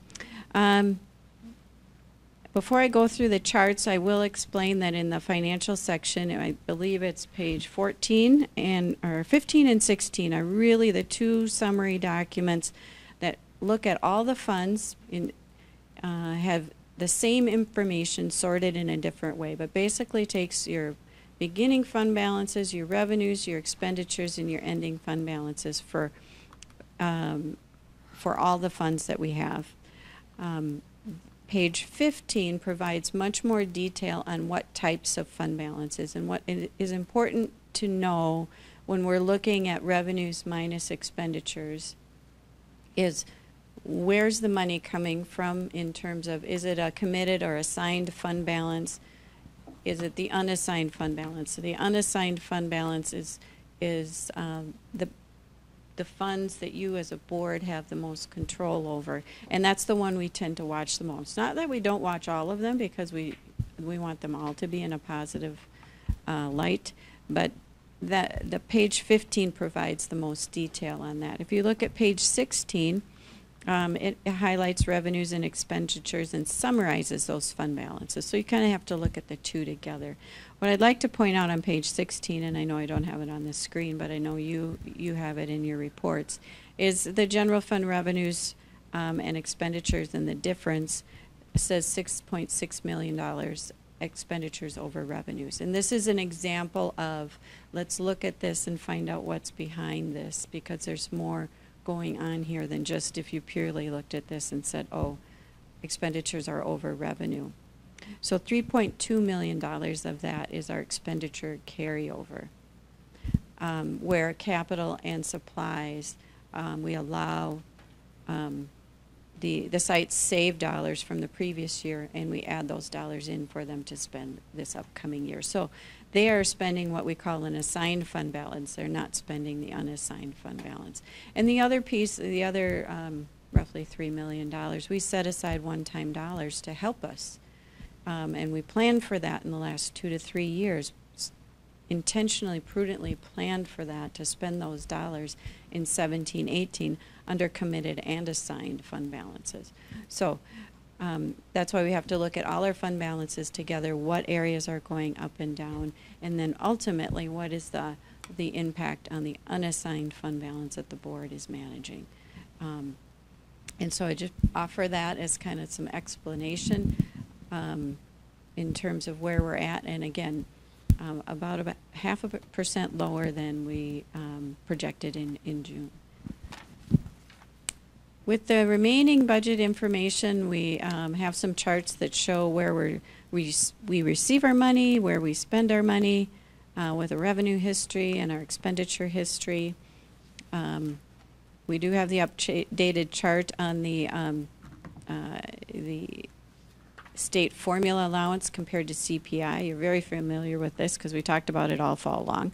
But I think the reason I still included it is because it is important to remember that we do have the annual challenge of a portion of our revenue goes up with state funding, and all of our expenditures have, even when we control them, inflationary increase goes up at a greater rate because the funding formula is not keeping pace with inflation. There's a cost comparison with our expenditures with the Lake Conference and the state averages. The reason it's 15-16 is the state's still processing the audited data for districts for 16-17. That won't come out till this winter sometime. And so with that, again, what I'd like to state is this budget is a culmination of multiple years of planning and programming for the 17-18 year, and we will have a plan to restore our fund balance to 6%, and that process will be coming forward to you right away in January. Any questions? I don't have a question, just thanks. It's always a lot of work to get this up to speed. My only caution as I read this is just that gap. And even here, our estimated revenues, it's a 1.1 increase in estimated revenues, but we have a 10.7 estimated increase in expenditures. And that gap, it's just not sustainable. And so that's not just us. I don't know how to fix that. If I did, I'd be wearing a crown or something. But that I just look at that and it concerns me. So I don't know. And I think the sort of it had been talked about is maybe we need to start looking at a ground, instead of taking our budget and going down, maybe a bottom-up approach, and I would encourage that going forward in planning. It's tough on those lines, just keep doing this. So I would encourage you, and I'm sure you will, but to take a look at this January to June time period, whether there are any of the discretionary expenses that we might be able to reduce and thereby end up with a better fund balance come June 30th. We will be looking at expenditures within the year, what we can control. Certainly we'll be doing that. I'm also hoping for a really mild winter. That helps too. Right. Any other questions? All right. Thank you, Margot. I'm just, having worked with you for 4 years, I just want to say thank you and just publicly testify to your competence, your hard work. You are an incredible asset to the school district, and thank you very much. Thank you. Thank you, Margot. Next, we have policy review. Regina? Yes, thank you. We have 3 policies that we'll be reviewing for discussion this evening. I do want to just begin with a brief update on some of the policy work that is happening outside of what's able to move forward immediately for discussion and action at each individual regular board meeting. We do have a task force who has been working with policy 504, dress code and appearance. I do want to thank the members of the community and the students who've assisted our board members and administrative team on reviewing this policy. So this one should be coming forward to the board in the spring. The policy committee has also asked administration to take a closer look at policy 506, student discipline, which is in need of some task force review beyond what our individual policy committee can take on because of the depth of research needed. So again, thank you to everyone involved with that review. And just in terms of policy, reminder at year end that every policy is reviewed by this board on a regular cycle. So every 3 to 4 years, every policy is looked at. Some policies are reviewed annually, either by statute or because of the need for constant review. And I do want to thank the team that's been involved with, first of all, just setting the tone for this. Bert Letter, many years ago, took on what no other district in the state had taken on, to agree that we needed a policy committee to do this level of work. Appreciate the wisdom of Kathy Sella for many years of policy guidance. And the organization that was guided by Nicole Tischer on our staff, and the current efforts of Stacy Geyer and Sarah Shandall to keep this complex process organized and moving forward. This is indeed a lot of work, and it takes a large number of people to make it happen. So with that, what we're reviewing this evening is beginning with policy 113, data request. This is a proposed new policy.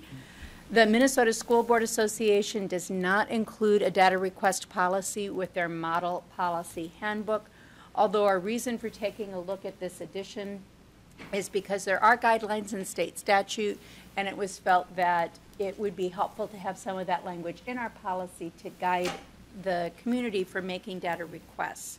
So the language that's in this policy follows state language very closely. With that, I'll just pause to see if there are any questions on this particular policy that we can take back to the committee. I was just wondering, because I was aware that it followed state statute closely. Is it where would we have deviated from the state statute? Is it in our choice of what to charge, or if you could just give me those? I do not have an example of anything that really deviates other than our particular style book of language, how we state things. But this is, it's a good question, and no, there is nothing substantial that we can point to that deviates. This is just here so that parents can find it more easily. Correct. That's yes. the purpose. Correct. As with most of our policy, where there is state statute, our job is to align with state statute. So this is intended as a courtesy to help clarify and guide. And the costs, is that, we follow state statute on that as well? Yes. Okay. Class size and staffing, 617. This policy does have the language with a discussion to rescind. We took a look at this policy at the November 13th meeting, and some of that discussion suggested that we have some more review between 617 and policy 604 on class size, on class guidelines. So at this point, what we're asking the board to review this evening is keeping 617, but with the proposed amended language. And the primary amendment is in section 4C. This is deleted again because of a state statute update. The original language in the policy, which formerly was state statute language, did identify special education as a program. It is not a program, and it may not be a component by which we determine class size or whether or not we are closed for open enrollment. And I'll pause again to see if there are any other questions on 617. So we're keeping 617 and 604. Correct. And there was not a proposal for anything on 604. 617, however, did need to be amended in order to comply with state statute adjustments. 903, visitors to the school district buildings and property. Here, the revisions that we're reviewing tonight have additional procedures to ensure safety and security of all students. Dr. Schultz has had the opportunity to attend a seminar with some recent updates. And as has been discussed at board level and community level before, it's our procedures that are often a guarantee of security in our sites.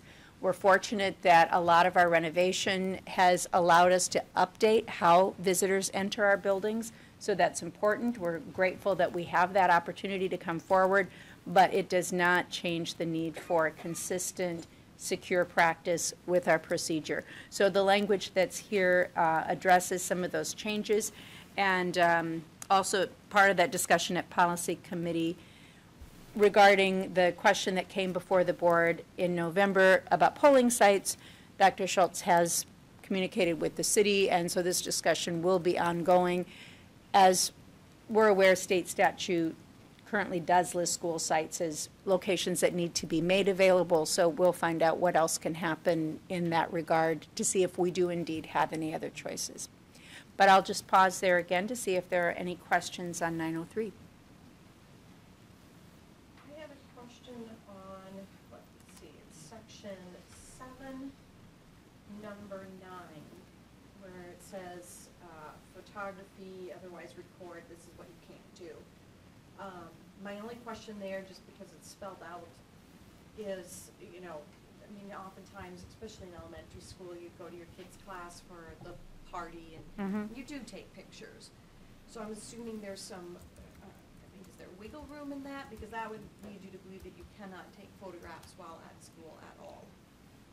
We can take a look at that further just to see how, what is the intention there.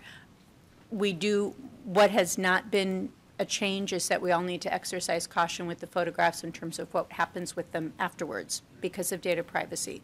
There are families who may opt out of having their student photographed, and this language in here does help support that, because if a parent chooses to post photos, it may in fact violate a family's request. So, but I can see what else we can find out. Because I know, you know, sitting on PTOs, you hear, you know, who is ever in charge of yearbook is tasked to take pictures of kids in classrooms, you know, and make sure that it's evenly distributed. So we just might want to check that line to make sure that parents can still help with those projects. Again, they can help with them, but it's also, it's just, everyone does have the obligation to be mindful of and I'm assuming individual wishes. That's covered always, but Yep.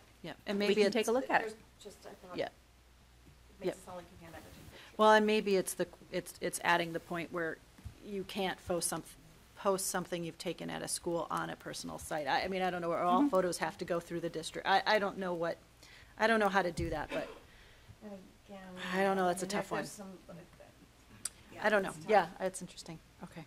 Yep. So you have classrooms with Facebook pages who, you know, a CP family takes pictures on a trip and they post it, and so I just think we're going to have to find some middle ground there, so it's not, you know, all no, but that there's So some this guidelines. might have to go back to comport with our use of internet, all that stuff as well. We can take a look at it. Combination of those two, which I hadn't thought of. Thanks for bringing that up. So, quick comment on communication protocol. It says that if parents want to contact their student, they can only call the office or stop at the office. Is it realistic to have a policy where we know the parents are going to text and email their kids? I mean, no one's going to comply with this policy, it would seem to me. And so, do we want to have a policy that doesn't appear to make sense? So we might want to look at communication. And We can see. take a look at communications. I mean, I'm guessing that parents have once in a while texted their children during the school day. Yeah. And and I think it might be, Lenny, maybe that language is more for keeping elementary in mind as opposed to, but I see your point. But Yes. I always hate to have a policy that on its We know face what's looks gonna- like we're not going to follow it. True. I think that what we also have in some of our other policy regarding devices is that it is intended to support learning, so we do need policy that supports the possibility that texting, even though it may be from family, could interfere with that. I think it's good language to take a look at in terms of balance. Maybe it's limited to high school or, I don't know. Yeah. Somewhere. Okay. Any other Thank you. questions? All right. We are on to action items. Can I get a motion to approve the proposed tax levy for 2017 payable in 2018? So moved. Second. And Margot, you have already given us the background on this. Does anybody have any additional questions? Or Margot, anything else you want to say that you haven't covered already? Nothing else to add. Just ask All right. for your approval. Thank you. All right. All in favor of approving the motion to approve the proposed tax levy for 2017 payable 2018, say aye. Aye. Any opposed? Motion carried. Can I get a motion to approve the 2017-18 final budget? So moved. Second. And Margot, any additions? No additions. We'll just keep working at it and stay tuned for 18-19. Any questions, anybody? All right. All those in favor of approving the 2017-18 final budget, say aye. Aye. Any opposed? Motion carried. And can I get a motion to approve the Southview Middle School asbestos removal? So moved. Second.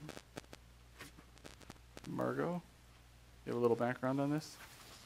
This is a part of this coming summer's construction. A year ago, we did asbestos removal quote for Southview for last summer's, and so we just need to get in there, and this is part of getting in there first so that we can do the other parts of the construction. And actually, the bids came in good, so I would recommend approval. Have we worked with this firm in the? Yes, they were the ones from a year ago. That's what I Yep. thought. Thank you. Any other questions? All those in favor of approving the Southview Middle School asbestos removal, say aye. Aye. Any opposed? Motion carried. Can I get a motion to approve the 2018-19 and 2019-20 early childhood through grade 12 school calendars? So moved. Second. And Gwen?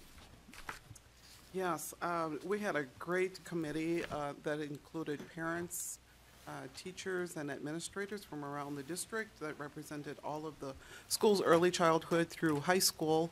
And we the process that we were charged to do was to come up with some options for you, the board, to consider. We came up with 2 options for each of the years, 2018-19 and 2019-20. We then took the options to we had a discussion at the board meeting last month, answered lots of questions, and then the board HR committee then reviewed the options and determined the 2 calendars that are attached for tonight. So I welcome any questions. Any questions on the calendars? Yeah, I have a question. So on the 2020, we don't have January 2020, we don't have a spot. Am I assuming that school resumes on the 6th? Because there's no statement to what day does school resume? Yes, it resumes on the 6th. Okay. Yes, it's a full 2 weeks that year. And then maybe you don't have this yet, but commencement for that year? Yes, Is that just- I talked with Mike Protaski, and he's working with the university, but they're not able to make arrangements for 2020. Okay, that's helpful. Okay. So I think my only, this is always a crazy hard thing to do, this calendar thing. My only question on that one is I know historically that the community would like spring break earlier rather than later. And in that 2020 year, I think it is, it moves into April, where in the first calendar, the whatever, the 18, 19. Thank you. It is that 3rd week of March. So I guess my question is there what was the thinking, or is there a reason with testing or anything that moves that spring break so late? Or is there a reason we couldn't move it earlier in March? And I guess that, just because I know that that's a hot spot for the community, and when we did all those surveys, that's what they asked for. Well, we gave several options. Or not several, but we did share options where there were spring breaks at different times, winter break, 2-week winter break versus a 1.5 week winter break. And so as it was determined in the parameters, it was going to go back to the school board to make a final decision, which, as in the past, it's the board HR committee that reviews the specific details and came up with the recommendation. So that's where it lies. So was there consensus on the HR committee about these? We didn't talk about the spring break timing in that second year. But there was consensus on which calendar we're moving forward with. That was both of the 8 calendars. Yes, that was what was decided. I mean, I did express that I thought that that the spring break based on surveys, so basically what you just said. So, but I do think the inconsistency is not ideal. What's the merit of having it be the week that goes into April? Yeah. I just don't understand. That's what I was asking. I mean, we don't want to come up with our own option again. I understand the process, and I support the process, and I think that makes a lot of sense. but how did the process pick which week spring break would be? Again, we put spring break, and in years past, spring break would be like the 30th and 31st through the first, through April 3rd or 4th. In fact, I think that was the case last year, if not the year before. And so we were charged to come up with different options, as I have shared, and then the board could ask questions, have us take a look at things, and so that's where we are. And the board HR committee, as all three members have said, did discuss those items, did discuss the calendars, which is why these two calendars are moving forward. Is it about in the middle of that spring term? Is that, I guess I could count the weeks, but is that? I'm just asking. No, because if you look at calendars A and B, the original ones that we were given last month, the core difference between the two calendars really is spring break, because the semester ends and the winter breaks are the same between the two calendars. So the biggest difference, outside of a couple other little tweaks, is really where spring break falls.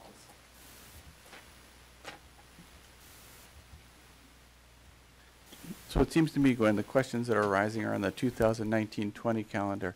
If we approve these calendars today, the 2019-20 is still, a bit out. I mean, if there are additional questions that people have, we presumably could follow up on those questions. And if we wanted to change spring break in that second year, it wouldn't be too late to do so next month or the month after.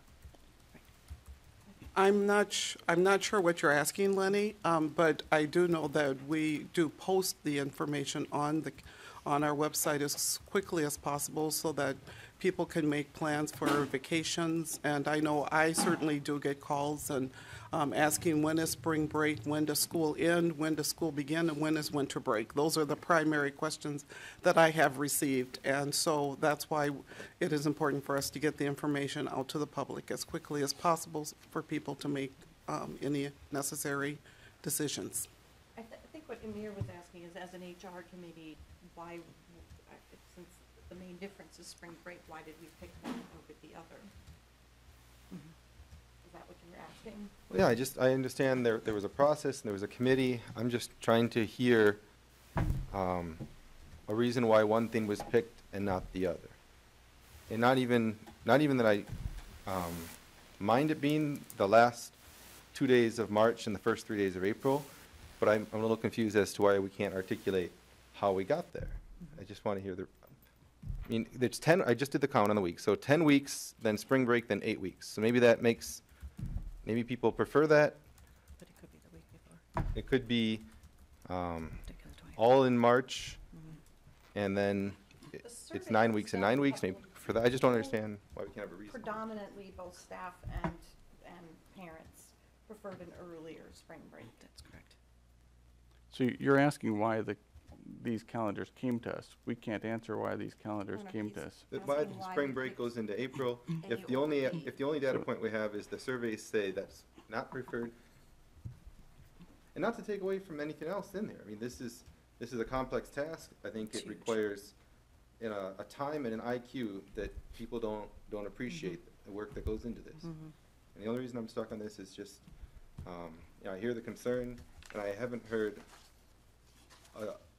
anything to explain how the process got here. It's just that there was a process and it included getting here. So as I said, the HR committee did not discuss spring break. The only question that arose was one particular day, and I think Gwen might know what day it was, switching in October and April. October 25th. A lot of the other contentious points, I understand the background, and I don't want to push into them. Do we start after Labor Day, before? I understand all of the years of work that has gone into that discussion. Is Christmas 2 solid weeks or not quite? Winter break. Winter break. I understand the background in that, and so I don't push back at all in where the committee and the task force landed. So I want to acknowledge that I am ready to defer to the work that went into the calendar. I just want to hear on that one if there's a reason. And if not, then I want to just be open to moving spring break 1 week earlier, because I don't see any reason not to.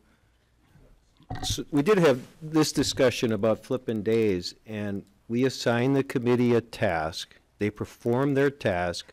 We pick a calendar. We move on. That's how this works. They do their task, but shouldn't No, we be able to hear why? But Amir, here's the issue. Here's the issue, Amir. The issue is that there's 20 things in the background that we don't understand that are going on that we don't have the information for. Somebody needs that information, though, Randy. That's what we're trying to say. No, that's what we assigned the committee to do. They've done their task. We move on, and we approve the calendar. It's very straightforward. No, it's not, because I didn't assign them to pick for me. I assigned them to work through the complex issues, and I'm just trying to hear a reason that it should not go into April. That it should go into April versus it should not. Because I've heard reasons why it should not, and then they include a scientifically valid survey that say, right? Okay, maybe that's too far. Maybe I'm thinking of the other survey. Right? But a survey of parents. A survey. And so what went against that? And to the extent that this is down to the philosophy of do we defer or not, I'm just looking for an articulable reason to defer to, rather than that I already deferred away my vote. I didn't do that. Yep, I agree. So let me frame it a different way. We didn't ask them to come back to us with the reasons for everything we did, that they did, or the reasons why that scheduling occurs. We don't have the information. We could probably gather it, but it would be a cumbersome task. We asked them to create 2 calendars. HR picked one, and we move on. And if we're going to juggle this, there's going to be other ramifications that we don't know about right now, like other times we've juggled the calendars. So I think it's not our role. And if we want to change, wait, that's my concern. Slow down. That's my One at a concern. time. So we've just been told that HR committee actually didn't discuss this issue.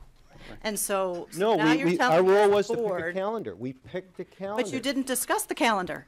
We did discuss the calendar. Our role is not to figure out every day what's our role as a board. It's governance. We gave the committee a task. They gave us a calendar. We approved the calendar. Next time you can make different guidelines on what you'd like in a calendar. One of them might be spring break can't be in April, but we didn't do that. So we can't come back now and say we wanted that, even though it wasn't a part of our charge. We've talked about the guiding change documents many times, and everyone on this board has had a frustration with the guiding change document. We bring these get brought forward to us. It says, here they are. We ask, are these in stone or not? No, they're fluid. When things come up, we can change them. And so then when we do that and we exchange, then we're told, no, you're not allowed to do that. It has been a complete frustration. So I would suggest for the new board to figure out a different way to do this, and maybe going back to what do we need in a calendar, what's the best thing to do, and have that committee come, all those things, I don't know. But I'm just because a process was done, a process was done when I'm not going to vote for something that's not the best choice. Okay, And so the process that was given to the calendar committee was to come back with options. They couldn't tell us what was their best pick, or even put all of their best choices into one calendar. So if as an HR committee, all we did was say A, B, we pick A, but we have no rational reason why we picked it over B. I think that the thought that we can't make a change after looking at it, it seems silly. It seems short-sighted.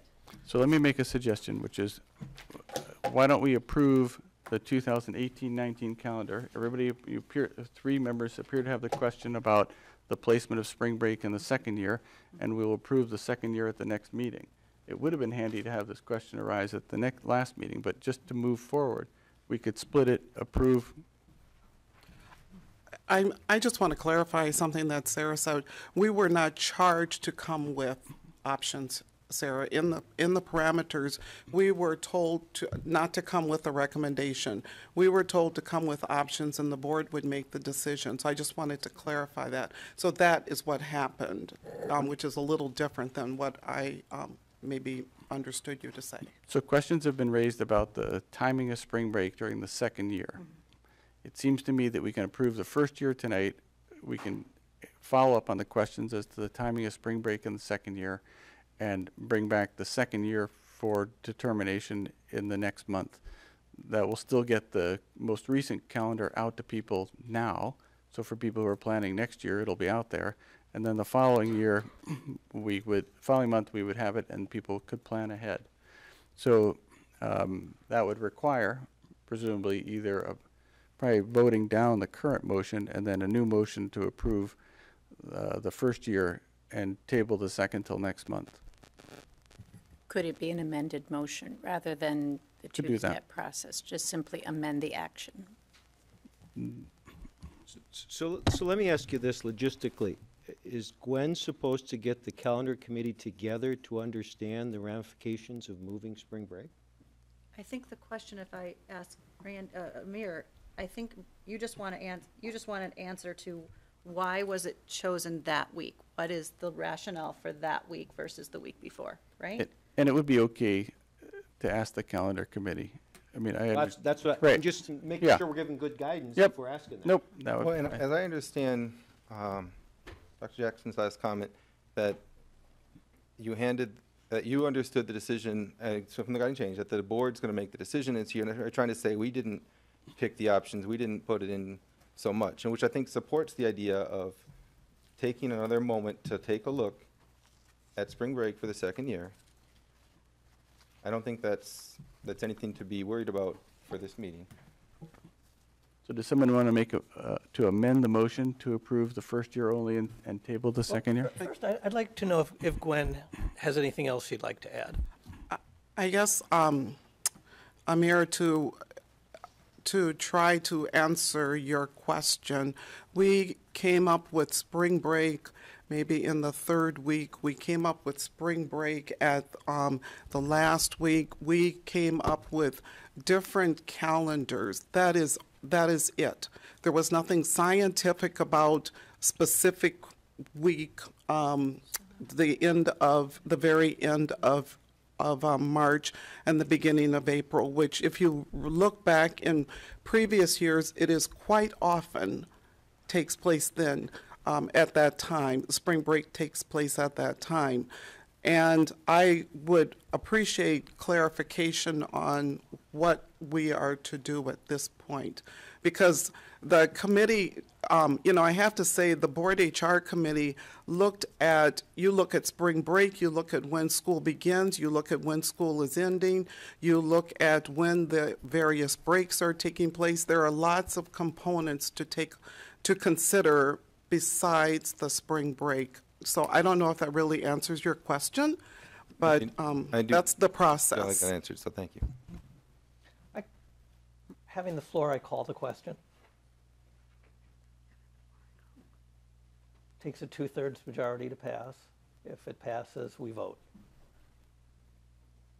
Which question are you calling? Changing, amending it? No, voting on it as moved. Right, so calling the question means you want to vote on whether we vote to vote, right? Cut off debate and vote on the thing. Okay, and you said that requires a 2/3. That's my understanding, Randy, is that? Yeah, I'll go with that. So that would require... Seriously. You do the math. Yeah. Okay. Whatever. Literally the difference between the two So, is minor. so So minor. Amir, Okay, where... you have to call the Okay, vote. fine. All those in favor? But All make those in sure- favor? I'm not exactly sure what I'm voting on right now. Voting to vote. We're voting Voting. as to whether we're just going to vote on the current motion. Okay. That's the only thing we're doing. Voting to vote on the motion, as opposed to, Continuing, as opposed to continuing debate. That's all it is. okay. That's all it is. I think the debate's. No, it's voting on the current calendars as they stand in the packet. No. No. No. It's simply voting to determine whether we're going to vote on that or continue debate. Oh, okay. Okay? I think so. Correct? All right. So the vote is on just stopping debate, period. Correct. Okay. Yes. To then vote. So if we stop debate, then the next thing is to vote on the motion. If we approve the current motion, then the next thing to do is to vote on the motion that's pending. If we don't approve it, then the debate continues. Excellent. That's all it is. Okay, and we're probably going to have a raise of hands. So I guess I'm still confused. All those in favor of, Could you say it? all those in favor of stopping debate on the motion and addressing the pending motion would say aye. Aye. I think so. And all opposed say nay. Nay. Nay. Because I had a question for Amir. So, Amir, are you satisfied with Gwen's response and ready to vote? Well, sure, but I think I'm satisfied with that response. I'm ready to clarify what a good idea would be to move forward. I think that was rather abrupt. So I don't consider it a debate. I consider it trying to discuss what's being presented to us here. I think we have an excellent calendar for both years. There's one question which doesn't seem to have very many things tied to it, and that's should spring break in the second year be where it is or a week earlier. As I understand it now, that's a standalone question without the ramifications that we haven't yet considered, moving it up, like we would have if we said, we're starting after Labor Day, or we get 2 weeks break for winter. No, I just want to clarify. So because it seems like an independent thing, I'm more comfortable saying I'd like some time to hear a reason why it should go where it is versus not earlier. And I don't mean that critically, as in there wasn't enough thought put into this. But now that it's a point that's raised, and now that we understand there's a downside to where it is with regard to input we've got from people, I see value in considering moving it a week earlier. And I'd like this extra time to consider that and to hear maybe a reason that we're not aware of. Whether that means the task force meets or not, I have no idea. But just to hear a missing reason and to come back to this particular calendar at our next meeting to resolve the question. I don't see why that. So do you want to bring a motion to amend the current motion to approve the 18-19 calendar and table the 19-20 until next month? That's it. Okay, so is that your motion? That's my motion. Okay. I'll second that. Thank you. Any discussion on that particular motion? I would just, 2 points. The first is, I don't know how this board expects people to continue to volunteer to serve on committees when we scrutinize and second guess what they bring to us all the time. And second, I don't know how this board expects to get through its workload when it struggles to make a decision this simple and has to boot it forward to another meeting. Those are my concerns. Can I respond to your concerns? I think that what we're missing here is that this, literally on these two calendars, the difference is spring break and a day after MEA. So on B, which we did approve, which had spring break a week earlier, that had the MEA Monday off, post-MEA. We, as an HR committee, I don't believe that we had a rationale for why we picked A over B. We did for 18-19 because it had to do with winter break and making sure our educational days were up front in the calendar. There was a clear reason for why we picked that. This one doesn't have a distinct reason. So all we're saying is, looking at the data that's been presented in the past, more people said, based on that survey, that they prefer an earlier spring break. The committee did all this wonderful work. We're not changing anything on the calendar. It's picking between A and B, and that was our job. So because 3 people on the HR committee said we pick A, and now I'll take the blame, are saying maybe we should rethink it, we can't rethink it? We suddenly are going to not have people want to volunteer for a committee? They gave us 2 choices. We're the ones making the choice. The only difference is between the HR committee and now. Mm-hmm. We are Right. we are not denigrating their work. All right, any other discussion? All in favor of passing the motion to approve the 18-19 calendar and tabling the 19-20 calendar, say aye. Aye. Aye. All opposed? Aye. Aye. Maybe nay. Nay. And traditional, it's aye for both. Okay. So that passed 4-3. Next, policy review. Can I get, I think we had a walk-in of the motion for approving policy 510. You voted in favor of waiting. Yes. So can I get a motion to approve policy 510 as walked in? So moved. So moved. Second, whichever. Regina, anything on 510? I don't think it's changed since the last time. No. Any questions on 510? All right. All those in favor of approving policy 510, say aye. Aye. Any opposed? Motion carried. All right. Working my way through. We are on to announcements. Any announcements? Committee reports, leadership update, anything? We do have a recognition of staff, commendation of Dr. Tim Anderson for his work at Southview in relation to a safety drill. So thank you, Dr. Anderson. Any other comments from people? So I do have a few notes. So I know we did recognitions earlier for the school board members, but I had a couple of notes for members here that I wanted to read through. So I'm going to start with Lisa, and I want to thank her for her service. So Lisa's been with us for 4 years. During that time, she's been a solid advocate for making sure that we as a district do all we can for our students. She's pushed the district through the Teaching and Learning Committee to use data-driven decision-making. We knew we could always count on Lisa at work sessions to insist on data to support recommendations. She was also a strong advocate for change on the board. She helped us move to a model that's more interactive and more demanding of the district. We will miss her questions and her enthusiasm. David has also been with us for the past 4 years. He's been a solid force in support of the district, its teachers, and its students. We knew over the past 4 years that David was not one who was shy about giving his opinion. As the board struggled at times with governance versus policy, we knew we could look to David to help guide us. We'll miss his input as we work together moving forward. Regina, she's been with us for 8 years. More, actually, I shouldn't say with us for 8 years because I've only been here 6 years. I will say this, that if we measure time in emails, then Regina has served closer to 80 years. The board owes her a deep gratitude for handling communications for the past few years. It's a task that only she could handle, and she handled well. We also appreciate Regina's level-headed approach to issues that come before the board. I always felt comfortable getting her opinion on key issues. She has been steady and will be missed. Randy, you already got a long thing, but Randy's been with us for 16 years.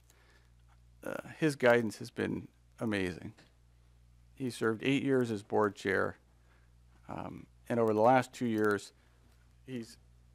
maybe tonight he's tried to help us stay focused, but he has helped us stay focused on what our roles are and what our tasks are.